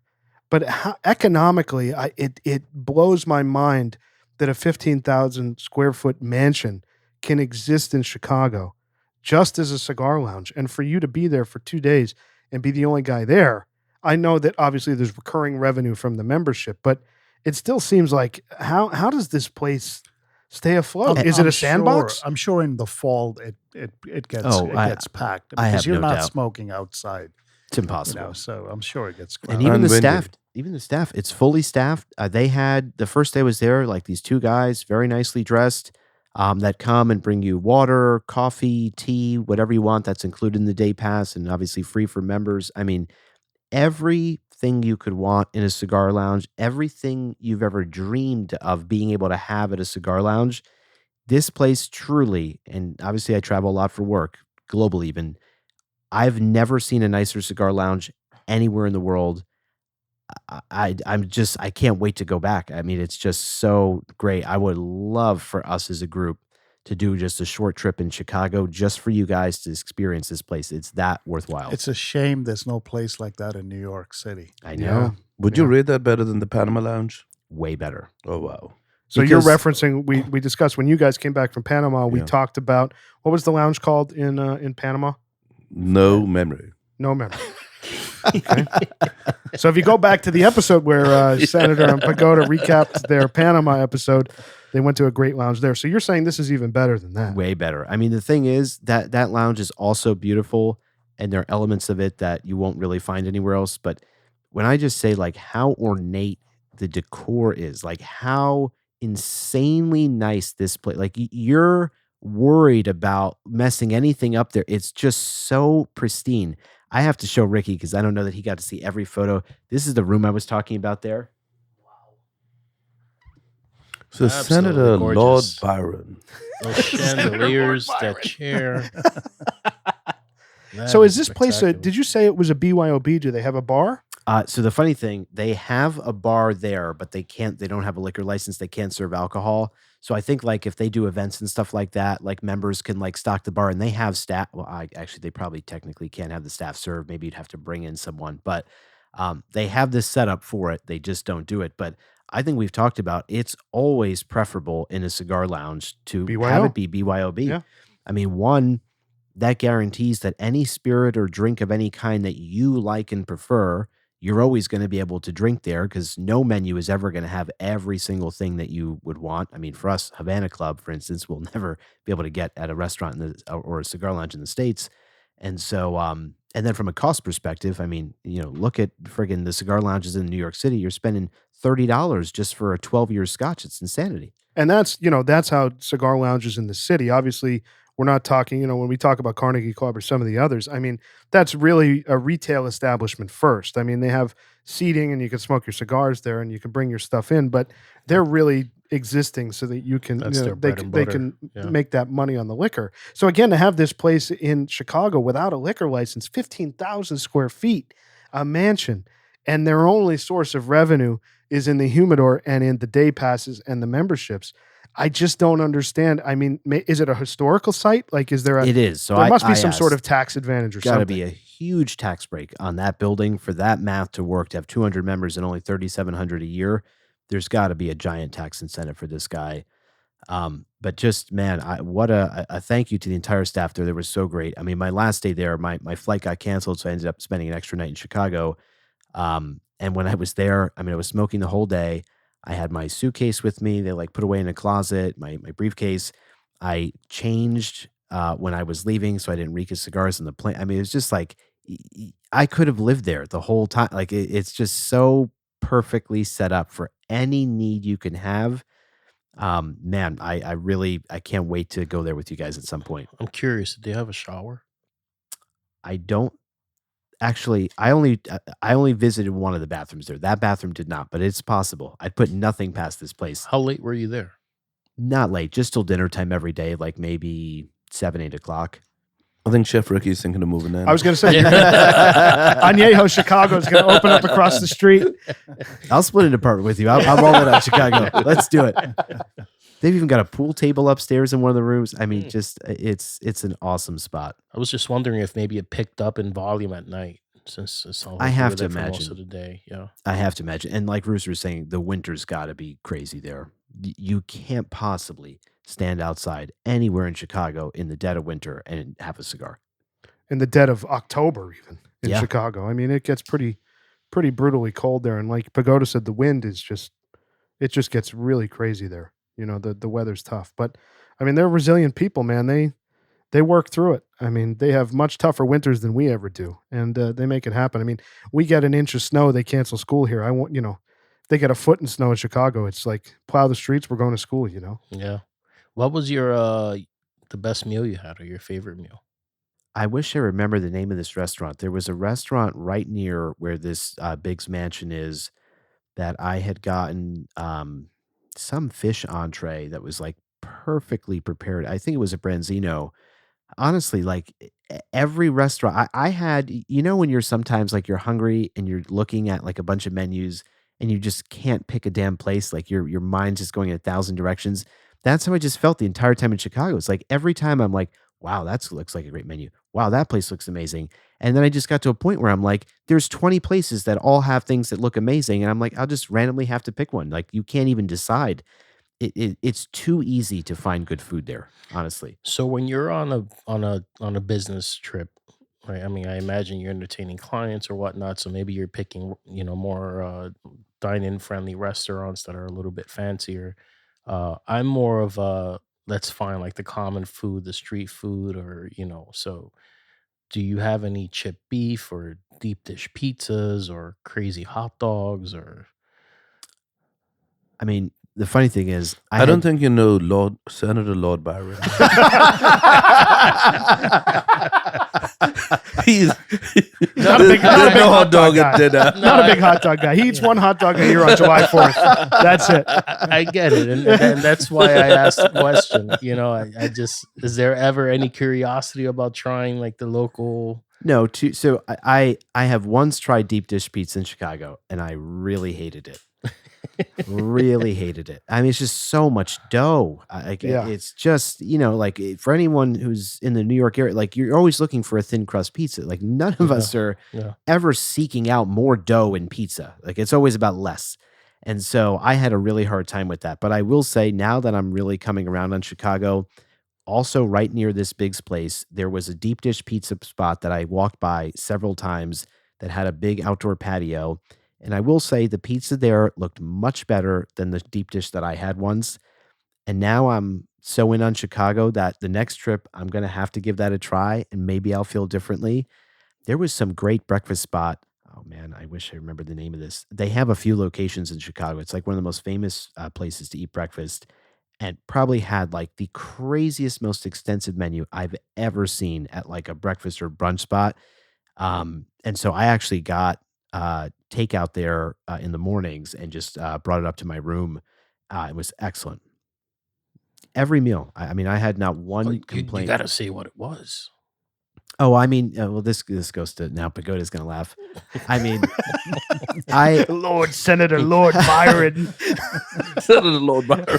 No, I Fried eat egg with some truffles and a side of no, caviar. no. or- It was more. I eat a healthier. Paul Roger champagne. No. I No did eggs have- Benedict. No, With that's the, caviar. I eat a healthier diet. So like for me, breakfast is like an egg white omelet, like stuff like that. So it's nothing particularly exciting, but they made an amazing egg white omelet. And then even they had this like, if you want a healthier option than like hash browns or home fries, this like cauliflower hash was Sure. Yeah. excellent with like mushrooms and stuff. Like just Sounds great. it was awesome. And they the they probably held that together with egg whites and some cheese and Yeah. Yeah. And then the last thing I have to say, the service in Chicago is unparalleled. I don't know why I didn't remember having this same experience before. Maybe the warm weather, everybody's just happier there. But at the hotel, I mean, I check in, I was staying at the Ritz there downtown, and they have a restaurant right off the lobby. And I was in a hurry to like grab lunch. Actually, I didn't think at first I was in a hurry. And the woman who comes up to me, she goes, is there a certain time that you need to be out of here by? And I don't know why that like seemed like such a weird question. Like nobody here asks you that. They're like, we're going to get your food and we're going to get it to you. We don't care when you need to leave. And so I said, I'm like, no, everything's fine. Then I look at my phone, especially with the hour time difference. And I was like, shit, I have a call in 30 minutes. So I actually really need to get up to my room and be in and out in 30 minutes, which normally doesn't happen at most restaurants. So I went back to her and I'm like, I'm sorry, I actually realized I have a call in 30 minutes. She's like, so would it be preferable to get out of here in 20 minutes? I said, that'd be amazing if that's possible. She She's told the like- kitchen to fire up the microwave. Chef perspective. Breakfast so- at McDonald's. She clearly spoke to the kitchen. I had a great piece of salmon come out, perfect medium rare. And the food was excellent. I was literally in and out in 20 minutes. And You're that fucking guy ordering salmon with 20 minutes? Yeah. With 20-minute lead time? This is your nightmare customer right here. Except he doesn't Yelp. I appreciate that about Senator. He's not a Yelp guy. I'm not going to apologize for it because that place was not cheap. I mean, that was like a $40 piece of salmon. And that was Okay. lunch, not Makes even sense, dinner. yeah. So there's at least 3 people touching your salmon. It's not like, it's not like, someplace in New York stressing over, minimum wage increases in labor and whatnot. And Definitely not at this place. And just all around, I mean, the hotel staff, when my flight got canceled, I got in an Uber and I didn't even have a hotel room. And I was like, just take me back to where I was and I'll see if they have a room available. As soon as I got there, they're like, we put you in the exact same suite that you were in the night before. They had a bottle of champagne waiting to apologize that my flight was canceled. I'm like, this is unbelievable. Like unreasonable hospitality. It's a beautiful thing. I got to ask a question about your flight being canceled. Was this related to that Crowdstrike outage? No, it's just a thankfully. United problem. Oh, it was just No, United. no, this was not United. No, there were British thunderstorms Airways. in New York Oh, that thunder, day, okay, and okay. all the New York area airports put a 3-hour ground stop on all flights coming in, and so they held us at the gate on the plane for an hour and a half. Then they realized that this is going to be it was first an hour and a half ground stop, then it became 3 hours. They take us off the plane, and then at that point, LaGuardia, where I was supposed to fly into, doesn't take flights past midnight. And I'm like, there's no way that we're going to get out of here and land before midnight. And they could maybe divert us. And the woman was very honest with me. She's like, I don't think it's going to work out. So you could wait, but you might not want to. And I'm like, screw this. And sure enough, when I'm halfway in my Uber to the hotel, canceled. Every other flight was canceled. So it all worked out. The reason why I ask, the CrowdStrike thing taking down effectively global communications and the global economy almost, I mean, shutting down global travel. I think more flights were canceled Especially that Friday. Delta's had real trouble. They had 4 or 5 days of trouble. But I mean, to think about one software update issue causing upwards, I think, of $10 billion globally in an outage of cost, stranding passengers and luggage all over the world. I mean, 911 systems were down all over the world. I mean, it's just unbelievable. Apparently, I read, I don't know how true this is, but more flights were canceled because of the CrowdStrike outage than were canceled on 9/11. I believe it. Which is, I mean, that's just a crazy statistic. Really? Wow. And it's just one errant, upload of a software update that bricked all these computers, and took down so many different types of services. Like Rooster was saying, Delta passengers were stranded in Atlanta for upwards of 5 or 6 days because they couldn't get the software going again to arrange pilots and flight crew to make it to the correct flights at the right time. I'm so glad I got out of CrowdStrike right before. Did you? No, I'm just No, I mean, did, it's just, but that was a while before. it's just crazy that one company can take down so many global services like that. All right, boys, we're coming into the last third on the Byron 21st Century Elegantes. What's everybody thinking? I think it's called the Elegantes. But aside from that, I think the flavor I mean, is... Ricky, Gizmo's I've taking only Spanish lessons. Come on now. I've been doing pretty good so far on this episode. Yeah, but how are they going? How are your lessons coming along? You can tell, aren't they going great? They are. I really thought I was saying it correctly, and I'm glad it took you an hour 15 to correct me. I appreciate the effort. I could tell you're really trying. I'm trying. I'm You're trying. I can't absolutely roll my trying. R's yet, but Yeah. we'll get there. That's a little bit tough. Just work on Oaxaca. Oaxaca? What do they call it? I don't that remember. wasn't good. What'd you say? You almost crashed your I car? almost crashed my car listening to that pod. After you said that word 700 times on the Mezcal Deep Dive, I got it wrong. So what are you guys getting on the cigar? It's great. It still is, it hasn't really changed much from the first, maybe, 2/3. But I am getting a little bit of coffee here. Not like fresh ground, or not fresh ground coffee or anything like that, but if you're drinking a black coffee and almost the flavor that's left in your mouth afterwards is a lot of what I'm getting here. It reminds me almost of you make a coffee in a mocha pot, and you're kind of getting that mixed, that combination aroma or flavor of coffee and some metallic note. Doesn't sound pleasant, but it is a pleasant memory for me. I love it. It's a great cigar. I think I need more scotch to kind of weigh in a little bit more on the We can pairing, make that happen. but my last sip was more of a gulp, and then I was really able to get more of the bourbon notes, some more sort of toffee, vanilla. I think originally, because of the high proof, I was just sort of sipping it, taking it slow, and I think the peatiness really kind of sticks out. But if you take larger gulps, um, or swigs or sips, uh, you get more of the flavor of the spirit, and that overall pairs better with the cigar. You could just put a chip of ice and you'll get the same. No, I'm just kidding. Or a scoop. You put about 17 chips in. Welcome, Chef Ricky. I tell you, man, ice just numbs the flavor. Ice cools it down too much. It's going to numb the flavor. It's going to remove a lot of what I know it's going to remove a lot of what I'm tasting now, and it's going to just make it watery. I just gotta say, this is fun to see that the tables kind of turn with Ricky. Normally, we're having a mezcal, and we're like, "Wow, this is hot, this is intense," and we've got to build up to taking the gulp Yeah. and settling in. And with Scotch, you're having to do this. You said you were slowly sipping at first, the high proof, and then you took the plunge, and now you're getting more Yeah, out of it. and it's because I'm not used to peat. I don't buy peaty scotches. Like I said, I'm a big, obviously, fan of the podcast. I rely heavily on you guys' recommendations, and I think my palate aligns a lot with how you guys taste things. So yes, I do gravitate more towards the Macallans and the double woods, that are more like sherry forward, a lot sweeter, a lot creamier, longer lasting. This scotch is a little bit drier, which is why you need bigger swigs to kind of get that to latch onto that flavor. But yeah, I think the peat was a bit, I guess, off-putting at first for me, especially with this cigar. But after the 3 sips, it was better, wasn't Yeah, it was 7 sips and a gulp. Yeah, it was. You know what though? What I think I'm finding with this Balvenie, this peatier Balvenie expression that we're having tonight, it's very much aligned with something you said on the mezcal episode, which was, when we were trying a bunch of those, 3 of those mezcals for the first time on the podcast, you had mentioned something about your palate adjusting and your palate getting used to the spirit as you drink it. And even as I've taken a few more sips as we've been talking over the last half hour, let's say, I'm not getting as much of that peat, and I'm getting more of the essence of what Balvenie was trying to do with this spirit. And the peat is kind of taming.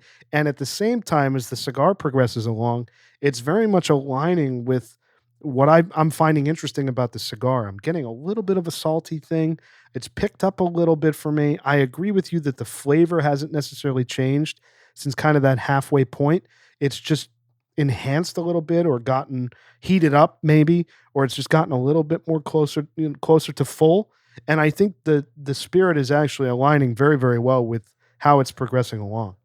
I'm just curious, is there a Balvenie that's peatier than this? No. Is there, Not that we've found. Not that we found, yeah. This Not is the the first 12, one. not the 14, not the 17, not the 21, and that's all their standard production stuff.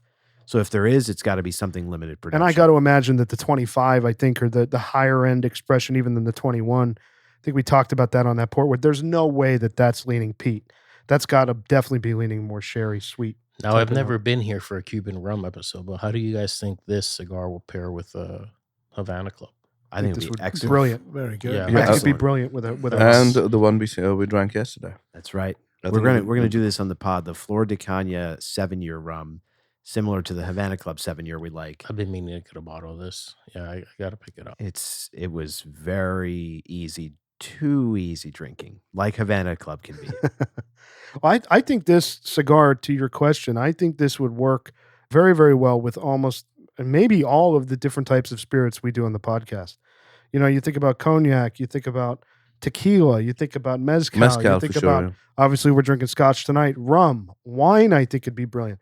Like, I think this cigar is very versatile in its Champagne. pairing. Champagne, it would be great. Ooh, Yeah. I think it'd be, butteriness there. Yeah, and the minerality. I mean, my goodness. and we've compared this tonight to a Cuban cigar a little bit, and I'm sure we'll hear more of that as we get into the ratings. But I think, unlike a Cuban cigar, this cigar that we're smoking tonight, while it has some of those things, I don't think it would be overpowered by some of those spirits that we drink. You know, maybe a higher proof bourbon would overpower this a little bit, arguably.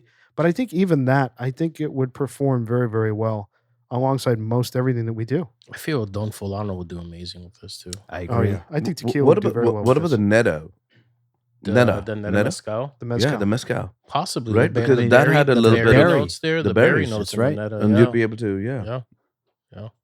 I'm just so relieved. Honestly, I this am too. cigar, having never heard of this at all, and most of the time, I feel like we're constantly trying to explore and find new things. Most of the time, we're disappointed. Sometimes we're really pleasantly surprised, and this has been a shock. And I was hesitant, not just because of the Atabey experience that we had, obviously coming from the same manufacturer as Atabey, but bringing price into that as well really kind of scared me. Like, am I bringing in a near $40 cigar to the room tonight that's going to take a long time to smoke? It's a big cigar. Like, is this going to be, as we described last week with that Ramon Ionis Gigantes, is this going to be a death by 1,000 puffs? Yeah, You and know, also and it's it's just not the case. also when a cigar is at that price point, your expectation is higher, and it should be. It should be. Yes. Initially, I was worried. That's why I was worried. I guess this is my third pod with you guys as a substitute teacher or closer as Principal. principal now. Yeah, Substitute he's the principal now. Yeah, between the Fonseca and the Ramon Iones Gigantes, that was the first one was a super mild offering. The second one was death by 1,000 puffs or 600 in Grinder's case. Puba's case. Puba put it down I'm halfway sorry, through. That's right, Yeah. Puba's case. Yeah. So yeah, this is very pleasant. So, by the way, now I figured out why you use the G is silent, because in Gigantes. Gigantes, the G is silent. Listen, my next Spanish episode, we will be talking about these two different words, gigantes and elegantes. We will be talking about these two words in my next Spanish lesson, because I'm confused, I'll be honest. Listen, the principle's here, and our vocabulary is only going to increase. But I will say this: the J is always an H. Anytime you see a J, it's an H. Okay. What about G's? They can go back and forth? Apparently. All right. So, the one thing I wanted to talk about, because I went to Florida, very similar timeline that the senator was in Chicago. And I went to a lounge down there where I was on the very eastern side of Florida, kind of about I would say an hour northeast of West Palm. And I went to a great lounge there, and I was talking to the owner because I went there 3 times in the time I was there, and I was the only person in there. And my father-in-law, who I was with on vacation, also went with me one of the times, and we were the only 2 people there that time. And I was talking to the owner because I had been there the year prior, and it was a very different experience in that the lounge was completely empty this time, and I was shocked. It's a beautiful place, well-stocked humidor, great, service. You bring what you want, nice, beer and wine selection and whatnot. And the owner was telling me that he has like a consortium of other, a group of other cigar lounge owners down in Florida, and they're all experiencing a very, very down season this year, comparable to last year and the year before that. And obviously, given what Senator was just telling us about his experience in Chicago, I'm wondering if folks are just not venturing out to the lounges. Are people busier? Is it an economic thing? Like, I'm really curious why. Certainly, I sensed it in Florida. And I don't, obviously, you hadn't been to that place in Chicago before for a comparison point. But Pagoda, for you at Carnegie in the city, have you sensed any difference? Not even compared to season versus off season. Summer, obviously, folks Yeah. can smoke outside. But are you sensing that it's different than it has been in summers past? It has been quieter for sure. So typically at Carnegie, when you go in the fall and the winter, it is difficult to find a seat. A lot of people recommended, my suggestion is if you do come to the New York area and you want to go to Carnegie, just call them up and Get a just reservation. get a reservation so that you enjoy yourself some seating, because oftentimes there are people just standing around and smoking by the bar. But in the summer, you find, like in the last couple of weeks, you can walk in. There are a few areas of, few seating areas which are empty. People are walking in and out. So there's been, uh, I'm trying to compare it with last summer, because I don't think last summer dropped that much. But this summer, I think people may be traveling more. If you I'm not remember sure. last summer, you and I were at Carnegie a few times, and it was pretty damn busy. It was busy. I went there one night and I couldn't get in Yeah. because the place was sold out, and it was in July or August. So not sure whether people are traveling more or people are back to work. I'm not sure. But it's we'll have to wait and see, because is the boom really over or it's subsiding? Only time will tell. And I think, if you bring in the economic consideration where, you think about the Amazon mentality we all have, instant gratification, you go online, you don't pay tax from a lot of these retailers shipping out of Pennsylvania and other states. You're getting cigars for potentially 20, 30, 40% less, maybe comparable to New York City. Is there an Amazon type factor where you sit at home, you place the order, it shows up the next day, you've saved 40%? Is that driving folks to not go to the lounge? Is that driving folks to not go to their local brick and mortar and support their tobacconist? I think it's also something to do with the summer season. People are smoking outside more. They can smoke at home. They can smoke on their decks or their patios. Maybe they're not frequenting the lounge as much. I think it's all of the above. I think being in restaurants, you always see a slowdown this time of year. Um, But yeah, I think economically, people are definitely making more cost conscious decisions, and that definitely leads to more online purchasing. I don't know about arriving next day. I haven't found an online retailer that gets me my cigars the next day yet. Most of the Pennsylvania But retailers that we buy from, namely Atlantic, I mean, you order something, they do ship before fairly noon, quickly, yeah. before noon, you have it the next day, Yeah. and you're not paying a premium for that Yeah. shipping. But yeah, I think it's every a lot of people are in new homes. I've just purchased a home, so now I have a beautiful deck to smoke on. So when I get, do I judge Idiav a little bit when he's here at 12 o'clock in the afternoon and it's a beautiful day, and I'm like, sit in your backyard, it's gorgeous. But yeah, yeah, I think all of those things add to it. I think the cigar boom is very real. Like, I'm bumping into a lot of people, or maybe I'm just getting older, and the people that I know are in You're my shifting age range. demographics. Yeah, I think that's what's happening. But I'm definitely surprised to see how many people are smoking cigars that maybe didn't before, or just interested in them, um, and some of them women. Mhm. You know, And to add to that, a lot of younger people. In fact, the last Thursday when I was at Carnegie, there were a lot of younger folks trying what's cigars. younger to you? I'm talking about, like, in their late Early 20s, 50s? early 30s. No, like, really, like, um, I think when there was always this time, in the Wall Street boom, time where younger guys, when they would do well, when they were doing deals or, just making some, extra money, whether it was related to the market or not, you'd find a lot of the young guys at least explore. And, maybe we are a part of that, era. Um, Recently, I've seen a lot of younger. We actually were commenting on that because a lot of the people around us were much, much younger. And it's fantastic to see that it is catching on in the younger generation. And so this industry is here to stay, because, sometimes you get worried because people get priced out, Sure. right? Because the way the prices have gone and they've tripled, and, one could blame it for 100 different reasons, including inflation. But the idea is that, cigars should be accessible to a lot of different variety of people. And so from that perspective, seeing that was very encouraging. Cigar sales are not down. No, Cigar sales they're are up. They continue. I mean, even the quarterly data that they always release, the cigar trade associations, they've been up every quarter this year. Not a huge amount, but they continue to increase. Yeah, I guess the true, sign would be in the fall to see if the folks are back in the lounges smoking when they're not able to smoke in their house or outside. And people are traveling more this summer. I mean, I just even Yeah, looked up that's true. all the airlines are saying this summer compared to last is up like 6-7% in terms of air travel. So people are definitely leaving home, going places, Yeah, and and work it from impacts home has lounges. adjusted quite a bit. I mean, companies are moving from that model back to the on the road in the office type of model. So, that's definitely got to be a factor. But I think, for me, and for us and for what we do here, it's like we want to see these local brick and mortar shops, these local tobacconists not only survive but thrive. So, we obviously do this here, but it's also for our listeners out there. Go to your local brick and mortar, buy a couple cigars, support them on a regular basis. Even if you're not spending time there per se, you're not buying a lot of stuff, just go out and support your local tobacconists because this ecosystem that we have here, once it starts to disappear, we know from regulation, we know from various municipality laws, we know from, how things have gone with tobacco in the United States and around the world. New shops are going to have difficult times popping up.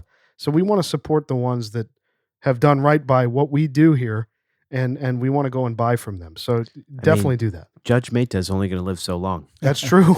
We It's need e- another Judge Mehta. Yeah, it's a duty of ours as partakers in this hobby and this lifestyle to to be customers of brick and mortars, to buy memberships to the CRA so that they continue fighting for us and for what we love. Those are just like two very basic things that we should be doing as cigar smokers, and supporting what we love. Because yeah, it will disappear or will fall to the background. I think we'll always find a way because and those that love it will find a way. But yeah, we can't let it just sort of disappear. And listen, the online retailers do not offer us physical spaces to sit and smoke in, and physical spaces to sit and meet other lizards in. Yeah, Those online retailers do not offer that. and on that, the thing that's so important for people to remember is in every city, the licenses that these businesses have to allow indoor cigar smoking are non-transferable. And so when that business goes out, that's That's it. it. It's It's over. gone. I mean, this has happened in New York, right? The Grand Havana Room no longer exists. That license they had in that building cannot be transferred. There will not be another Grand Havana Room at another location that can just pop up. So it's just sad. Like, that's how we've gotten to this point, and the more of those we lose, I mean, there easily can be a world in which you're in a major city and there's nowhere to sit down indoors and enjoy a cigar. The solution is to make them all into historic sites. No, Lower but the taxes and and you think about, let's put the city aside, New York City or some of these other big cities with, folks with a lot of money that are able to do this. We're talking about a lot of these places are in smaller municipalities around the country, around the world, and they're owned and operated by lizards. They're owned and operated by people who went into this business because they fell in love with this lifestyle and this hobby. As Chef Ricky mentioned, it's like we need to support them. No, absolutely. Lounges are extremely important for the ecosystem, right? Meaning you think about a lizard, we always talk about us being a part of a community, right? Yes, you could smoke at home on the deck on a beautiful day, but you're typically smoking alone. If you are able to support a lounge within your community, you're more likely to develop friendships, have great conversations, great experiences, and contribute to the ecosystem. And lounges are extremely important. Yeah, and I encourage those because at times that could be fairly introverted. A cigar is the great equalizer, and so I encourage those that maybe find comfort just kind of staying at home. Find your local cigar lounge, patronize it, yeah, and be a patron of it, and experience what there is to offer. Maybe there is another member there or another smoker there. Maybe there isn't. Maybe you just strike up a conversation with the worker or the owner of the establishment, and that could just be super enlightening and could lead to so many things. Let me joining this lounge here has led to me being on this podcast and knowing you guys, and it's been an amazing journey and quite the experience. I think we should live by the mantra. I lived in Austin for a couple of years, and you walk into the airport and they say, keep Austin weird. And the idea, and there's a huge movement over there to support local businesses. And, I think if we have that mentality in the local communities, wherever we are, I think it's, something to really adhere to and live by, I think. And it only benefits everybody within the community. I guess to what we're all saying, I mean, the likelihood that you're going to go to your local lounge and you're going to step out of your house and you're going to put some clothes on and take your cigars and that you're going to meet some like-minded folks. I mean, we've all done it, right?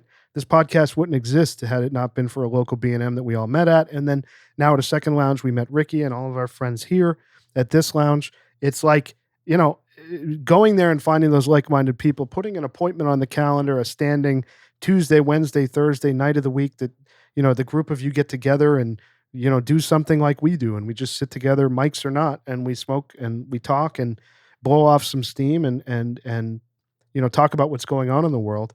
I mean, it's a really healthy thing. And it's just, everybody wins when these local lounges and brick and mortars survive and thrive. So we all need to do it. And it was just a little freaky to me when I was talking to this owner of this beautiful lounge down there. And he's telling me that his business is down and other local shops in the area are also down. So hopefully it's not a course that's going to be negative for what we do. Hopefully it turns around. Prior to coming out of the pod, I was climbing with my kids, took them to a local climbing gym. And you guys remember the text I sent you guys of my son, who he was missing me, right? I had a long week last week, and I get home probably around 10 o'clock at night, and he's playing PlayStation, and he has an AirPod in his ear, and I'm like, what are you listening to? And he pulls out his phone, and he shows me his phone screen, and it's the Lounge Lizards podcast. He thought it was Wow. he thought it was the coolest thing Can ever. never start them too early. I'm a load of the proud dad over here. So he was listening to Dad on the podcast. Exactly. And he was like, and just before I left him, he's like, Dad, can you shout me out on the podcast today? so it's just funny. So Ethan, this is for you, but Cheers to Ethan. Cheers to Ethan. I also loved you said he asked you, is someone really named Gizmo? He's like, do parents name their kids that? Well, he looks like one. I'll let Mama and Papa Giz know. All right, boys, we're moving into the end of our evening here with the Byron 21st Century Elegantes and the 14 years aged Balvenie Curious Cask Selection, limited edition. Any final thoughts before we move into the ratings? The pairings have been great. Yeah, the cigar has been fantastic. Considering the price point and, our experiences with Atabey, I was a bit, skeptical before, getting on this journey. But this has been fantastic. What a pleasant surprise. Do you guys think it's worth trying another Atabey at some point? Or Yeah, maybe. This does make me think like maybe we should try another Atabey in the future for maybe sure. that Vitola just wasn't the guy? Yeah, and- could have Well, been. a lot of guys talk about the Lancero. I can't bring in a Lancero though. We had that conversation. No, after doing like the 50, the 54, 55, And I think 60, 60. 80. Hang on. and next week we're doing the Woody, right? Yes, So- exactly. So after 80 that, by it's 8. not- yeah, you go. Here's my problem why I still have an axe to grind with Atabey, and I'm honestly not excited to try any of their other cigars. The price point is absurd. I mean, we've talked about, and Davidoff is as premium a price point as it comes in cigars, and we even get upset when we buy a $50 Davidoff and review this on the pod, and the expectation is this better be damn well close to perfect to be $50 for any cigar. I mean, that Davidoff Maduro, we were pleasantly surprised, lived up to a really high price point. So my frustration with Atabey is like, I don't know that they make anything that is at a price point that I would ever feel is appropriate or needed to spend regularly to enjoy a really great premium cigar. So that's what I'm having a hard time with that brand. With this kind of pricing, it becomes an indulgence, right? It's not like a day-to-day cigar or a frequent cigar. And, I think, and I'm sure that, pricing is an extremely important component when these guys are making these strategic decisions when they're coming out with these cigars. Considering that they're limited editions, I could imagine that, they want to try and, max out their profitability for sure. But it'd be great when you get this quality of a cigar at a reasonable price. And then now you have a lot more people smoking this, talking about it, and, just experiencing something that they really enjoy at an affordable price point. So Yeah, but I think we would all buy this cigar. I Yeah, we mean, all would. Yeah. Yeah. But this is not $50. That's my point. And I would Right. This is think that 30 something bucks. if which, we did yeah. the Atabey, we did a Robusto, I think it was 50.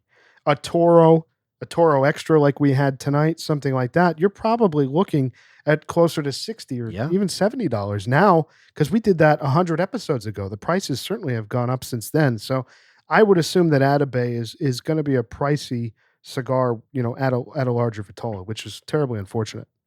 Chef Ricky and I, we were talking a little bit about this, and I think the great thing about the podcast, and people always say, how do you add value? It's because typically, most people are not going to try 150 cigars. Yep. What we're trying to do is socialize it for you. We are the ones who are trying it for you and giving an opinion about 7 people. 7 people are typically trying to give their opinion on it, which gives you at least some kind of confidence that, hey, if you do want to shell out $50 or $70, what are you going to experience? And so just trying it off the store or off the rack. And so, hey, shout out to us, Lounge Lizards. All right, boys, it's time to move into the formal liquor rating now on the Balvenie Curious Casks collection, 14-year aged. Ricky, you're up. I came around on this, so I'm gonna give it an 8. Okay. For me, it still leans a little bit peatier than I guess what I was expecting. It's not that I don't like it. Obviously, I gave it an 8, so I do. I think it's a good sort of a gateway scotch into the world of peat. I didn't give it as high a rating just because I think there's spirits out there that'll pair better with this cigar. But the spirit on its own, I will drink it again. I will drink it neat, but I'll probably wait till it gets a little bit cooler outside. So with that, I'm happy with my 8 there. Okay. Or you could cool it down by adding a piece of. It's not the temperature. The principal's going to suspend you. I'm sorry. It's not man. the temperature. I love the ice wars that have started. This is amazing. Pagoda, you're up. It pains me to say, but I think I agree with Chef Ricky on this. I'll give it an 8. I think considering the price point, it was about $100 on this. I didn't even take that into Yeah, and it was peaty, which is fine. After adding a few ice chips, I really did enjoy it. It was vibrant, but then for me, it's like if it's not really out of the world or something which is really exciting, I'll stick to the Pagoda, ones I with really all due enjoy. respect, your scotch is equal parts ice to scotch. No, no, I watched Senator elegantly add 1 chip of ice, 2 chips of ice max, and then you made so much noise because of all the ice you put in your glass. no, because you distracted me. You were like, At this "Hey, point, what's going on over there?" You're having scotch and water. No, but it's just like I compensated by pouring some more, and I've left it with the same, the original. You're closer to the original ratio. Contribution. Yeah. you brought it down to 35 proof. And No wonder it's tasting that much better. It's an 8 for me. So for me, it's a 9, boys. I actually really enjoyed the scotch tonight. The first few sips, as we discussed, were a little peaty, so I was a little shocked by that. Feeling peat with the Balvenie, right? The Balvenie is a scotch that we drink. We've had it in 3 other formats or 4 other formats on the podcast. In the past, we drink a lot of the 12-year double wood. We drink a lot of the 14-year Caribbean cask. I think it just was a little shocking. But as we went along, as the cigar progressed, as the scotch opened up and my palate adjusted, I found it to be a really, really easy to drink scotch, a little lighter than what we would have expected, but I think it worked really well for the cigar. And I actually kind of liked the touch of peatiness as we went along. So I'm very, very happy with it. And I'm very, very solid at a 9. Senator. So I'm at an 8. I actually really enjoyed the scotch. I think the thing that stood out to me, when I saw the proof on the bottle, I was a little nervous. I mean, this is almost 100 proof spirit. I really love when a higher proof spirit can be delivered in a way that is still approachable. I think for most scotch or just whiskey drinkers generally, I thought it was fairly complex in that you got that peat up front, but then there were a lot of different, the citrus. I did eventually get some of the vanilla. So I think there's complexity to it, which is great. And I think we all started by saying we would not have recognized this is Balvenie, but by the end of it, you do see the Balvenie DNA there. Yep. No, And absolutely. so I give them credit for like they are not known at all for veering into a peatier scotch, but I think that this is like their style and their attempt to do it. And I actually think they did it really well.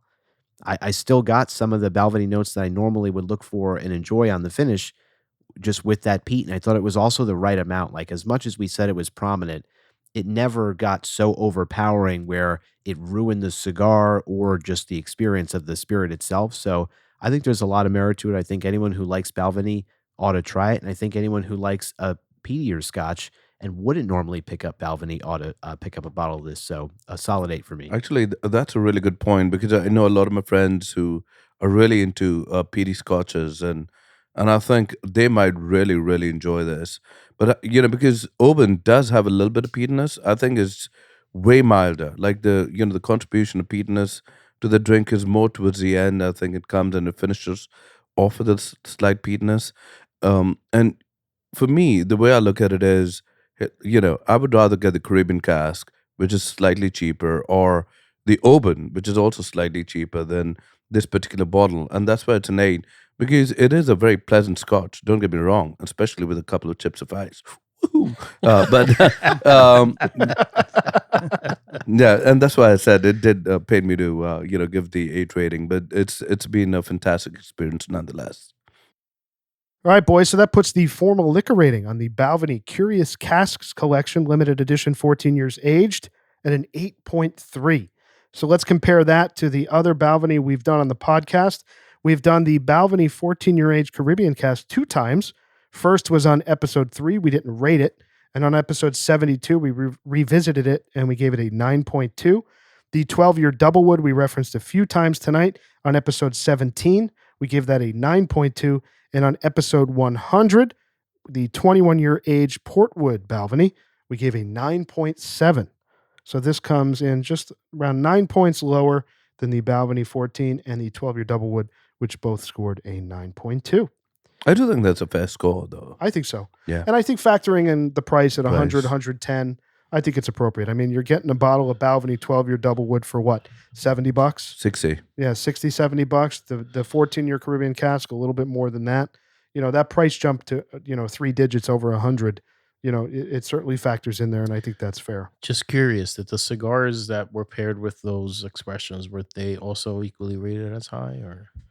So on episode 100, there's no question we did the Padron 50 Years Maduro, which scored a 9.9. On episode 72, we did the H. Upman Robustos Anahados, the Cuban. That scored a 9.6. That was a good one as well. And finally, on the 12-year age Doublewood from Balvenie, episode 17, we did that with the Padron 1964 Torpedo in natural. We did that because that one won Cigar of the Year, I think, right? Yeah. I think so. And that scored an 8.7, that cigar. So yeah, the cigars were pretty good on all of those episodes. I think around the room, everybody's palate leans, and it's interesting because this isn't the case of champagne or wine, but when it comes to spirits, everyone's palate leans a little bit sweeter. Yeah, sweeter. I would agree with that. Yeah. And lower proof, yeah. Yeah. Yeah. Especially as it relates to drinking cigars, or smoking cigars while you're having the spirit. And then from the Padrones and whatnot, there's a lot of dried fruit notes on those sticks. So yeah, I think those pairings are probably more an easier match, if you will. Yeah. All right, boys, it's time to move into the formal lizard rating now on the Byron 21st Century in Elegantes. Rooster, you're up. I mean, I think we were all very pleasantly surprised with this cigar. I mean, we didn't know what to expect with this cigar. I mean, this cigar is one of the very few cigars when you pick up a New World and you almost think it has Cuban-esque qualities or flavors or notes. It's uncanny. Like there's no other that really comes to mind that's a Cuban-esque type cigar in the New World.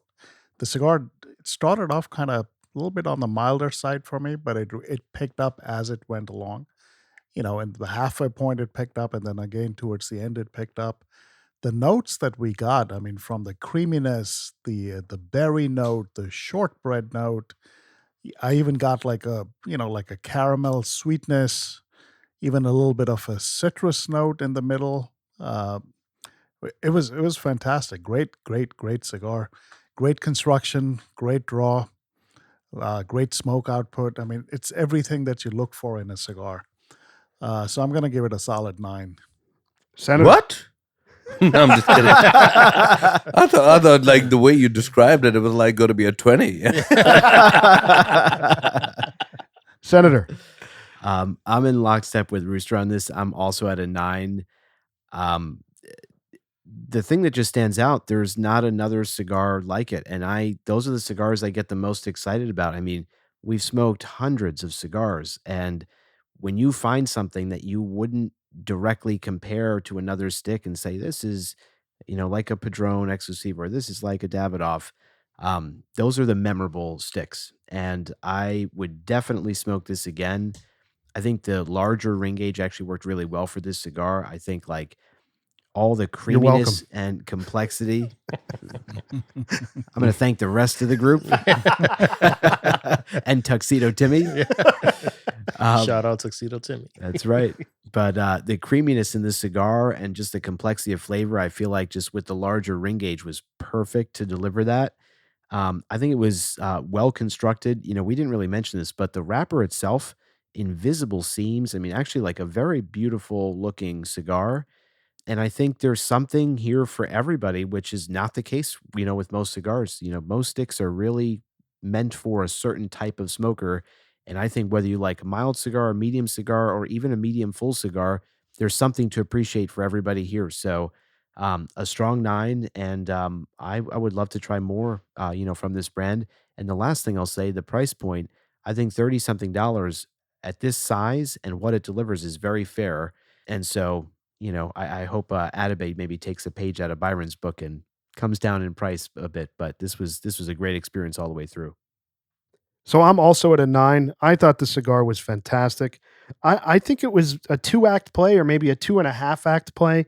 I think that last act just kind of increased in intensity, maybe as the cigar heated up. But the last half was excellent, and I just really enjoyed the journey. I enjoyed that kind of chill opening and the way it developed into the first third and into the second half. I'm really, really shocked about it. I think that it would be great for any smoker, as we talked about. I think a New World smoker can appreciate this. I think a Cuban cigar smoker would appreciate this. I think, as Pagoda said, this is a cigar that works for any type of palate. Pagoda's palate is one that leans a lot heavier usually. I know it's come down over time as far as intensity that you seek out, but the fact that all of us with the differing palates we have in the room have enjoyed this as much as we have, I think it's a shock. I think it would even work well for guys who put a lot of ice in their drinks. Oh, yeah. At that point, your palate's so cold it doesn't really taste. I'll tell you, You don't taste the heat. all traditional Scotch drinkers are going to hate me now. But hey, listen. The one thing I will say, maybe against what Senator just said, I think the price coming up on $40 for this cigar is a little too high. I think it should be closer to 30 or high 20s. Closer to what Davidoff might charge for a cigar this size in regular production. But So I want to challenge that. And I'm usually very militant about price should not exceed a certain level when it comes to cigars. The reason I challenge that, I mean, we're all saying that this is one of the closest things to a Cuban cigar in the New World space.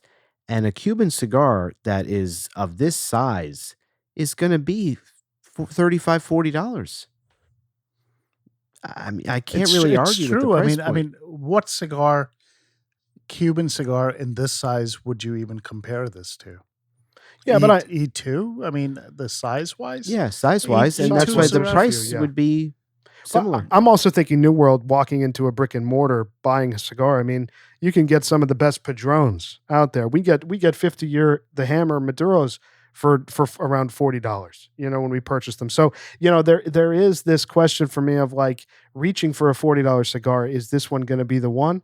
I'm not sure, but I still thought it was a great cigar, and I enjoyed every aspect of the journey. My only final point on this is I don't think that you can find another New World cigar that delivers these flavor notes, period. And so because of that, like, you have to charge a premium for that.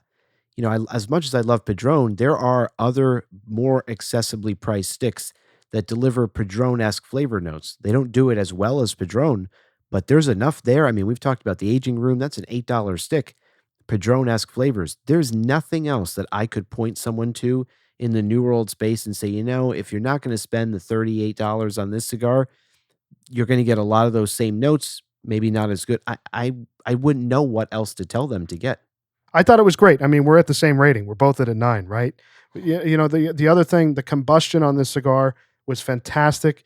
The smoke was effortless. The draw was perfect. The construction was brilliant. I mean, all of us had 2-inch ash at some point, that didn't fall all over our shirts. I was having trouble knocking it off in the ashtray. It was very, very well constructed. Pagoda does have a little ash all over him, but I'm very, very happy to 9, and I thought the cigar was fantastic. Pagoda, you're up. It's a 10 for me. Wow. Yeah. That's the ice speaking, guys. Listen, no doubt about it. My thought with it is, so I become scared. I used to smoke a lot of Toros, and, we've discussed why, right? Because they were accessible. I'm a value-driven man. I've always enjoyed the Toros because for an extra buck or two, you get more sizable, of a cigar, and you can spend more time smoking it. Having said that, over the years, obviously things have changed quite a bit, right? In Davidoff's, which I really enjoy, the Toros have not been spectacular at all. We like either the Churchills or the Robustos, and all my Dominicanas, which I really love, are all Robustos. Having said that, smoking a Toro, once again, at a size which I really enjoyed till the end, through and through, that's just talking about the size, right? Having said that, in terms of the flavor profile, from the very beginning, I know Puba always talks sometimes that, you got to allow it an inch to smoke. This did not have that issue at all. If you really can go back and revisit the cigar from the very beginning, it started smoking extremely well, with the buttery experience, creamy experience from the very beginning. It developed pretty well, I think, in terms of the flavor profile. I think Rooster brought about, the berry notes, which we all kind of agreed to immediately because we all could experience that, and we were able to significantly or, identify those flavors. And yeah, it did not really develop into some additional, like a third act play. I don't know. My thought with it is it was reasonably consistent throughout. I did get a little bit of the sweetness at times. At one point in time, maybe because of the scotch we were drinking, I got a bit of the a little bitterness. You know how you get the orange rind bitterness? I got that as well. And it was very pleasant. My palate's pleasant. When you smoke a cigar, it's not ashy, it's not cigar-y, it's just a fantastic smoke. And if I'm on a deck, especially during the summer, there's no way that I would not be smoking this if it's not if it's not windy. I mean, leaving Chicago aside, but we live in Jersey. There are days where it's just not windy at all, and if it's pleasant, I'd be smoking this all day. For me, yeah, maybe the price point, considering it's a little expensive for sure. I think if it was around $25, I would be buying a lot more boxes. But having said that, these are the cigars I would like to indulge in, like the Davidoff Maduro. Priced around the same price, maybe a little more, but, we were able to source it for a bit cheaper. My thought is when you enjoy a cigar with great smoke output, you smoke the cigar, you're going to feel you're smoking a cigar with great smoke output. You feel like you're really enjoying that experience. It's a 10 for me, all the way through. Love it. Yeah. Awesome. Chef Ricky. All right. I fully agree with everything you guys have said, and I almost feel bad, but this is a very strong 9, right? And I only feel bad because Pagoda gave it a 10. But for me, a 10. We already know that you guys don't agree on much. Yeah, he puts ice in his drink. Don't worry about it. I tell you, this pod has been incredibly enlightening. I wouldn't put ice on Pagoda. But yeah, he's the Iceman. We should maybe consider changing his name. For me, a 10 is a perfect cigar, and for me, unfortunately, the light wasn't perfect. I think for me the cigar started to get better, maybe half inch in. When I first lit it, I got nothing but, tobacco, smoke, and I was like, oh boy. Maybe it could have been because I was just a little scarred from the last couple pods I was on with you guys. But then it started to develop, right? And so the 2.5 act play, 100% agree. The shortbread, salty, berry notes. Nobody seemed to have gotten the coffee there at any point, but I got some hints of coffee throughout. The final third for me was my favorite part. And I didn't want to put it down. Eventually I did because it just got too hot. Um, but it was a delicious cigar. I take it anytime. I'd buy it. I think at the price point, it's great. It's not an everyday cigar, but if you're smoking Cubans and probably paying this much or more for an experience that you're not quite sure if it's going to be the guy or not, because sometimes it could be inconsistent, I'd rather go this route for sure. So, with that said, this was a delicious cigar. I think it could pair better with another spirit, and maybe the rating would have shown that had it been maybe a Cuban rum or something that leaned less peaty. Uh, and it's a 9 all day for me. And just know I've had no ice today, so my palate's on point. Yeah, so it's Mr. Freeze over there. it's a true Mr. Listen, the Freeze. principal has spoken, all right? The principal has spoken. But great cigar, pleasantly surprised. And I could see why it's gotten the ratings that it has. All right, boys, that puts the formal Lizard rating tonight on the Byron 21st Century in Elegantes at a 9.2. Wow. Great. Great that rating was- and very appropriate rating. Very I appropriate. agree. So let's compare that to the Atabe Brew House in Robusta that we did on episode 49, almost 100 episodes ago. That cigar scored a 5.8. So this was significantly better than that. Well, boys, what a great pairing tonight. Both were excellent. I'm glad we did the Balvenie, that limited edition, adding another,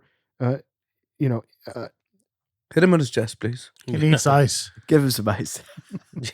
adding another entrant to our Balvenie experience tonight.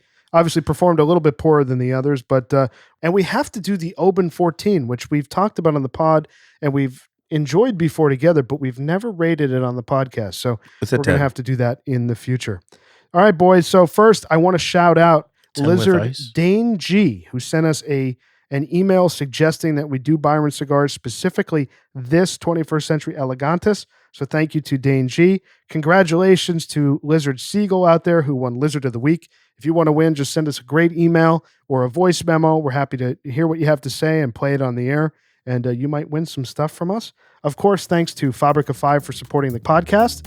Shout out to Ricky's son, Ethan, a new Lizard listener out there. To the baby lizard. He's about 8 years from smoking cigars, but he'll get there. Yeah, He'll get there. maybe 7. All right, boys, a great night, and we'll see everybody next week. Hope you enjoyed this episode. Thanks for joining us. You can find our merch store and ratings archive at our brand new website, loungelizardspod.com. That's loungelizardspod.com. Don't forget to leave us a rating and subscribe on your favorite podcast platform. If you have any comments, questions, if you want to reach out, say hello, tell us what you're smoking, email us, hello@loungelizardspod.com. You can also find us on Instagram @loungelizardspod. We really appreciate your time, and we'll see you next week.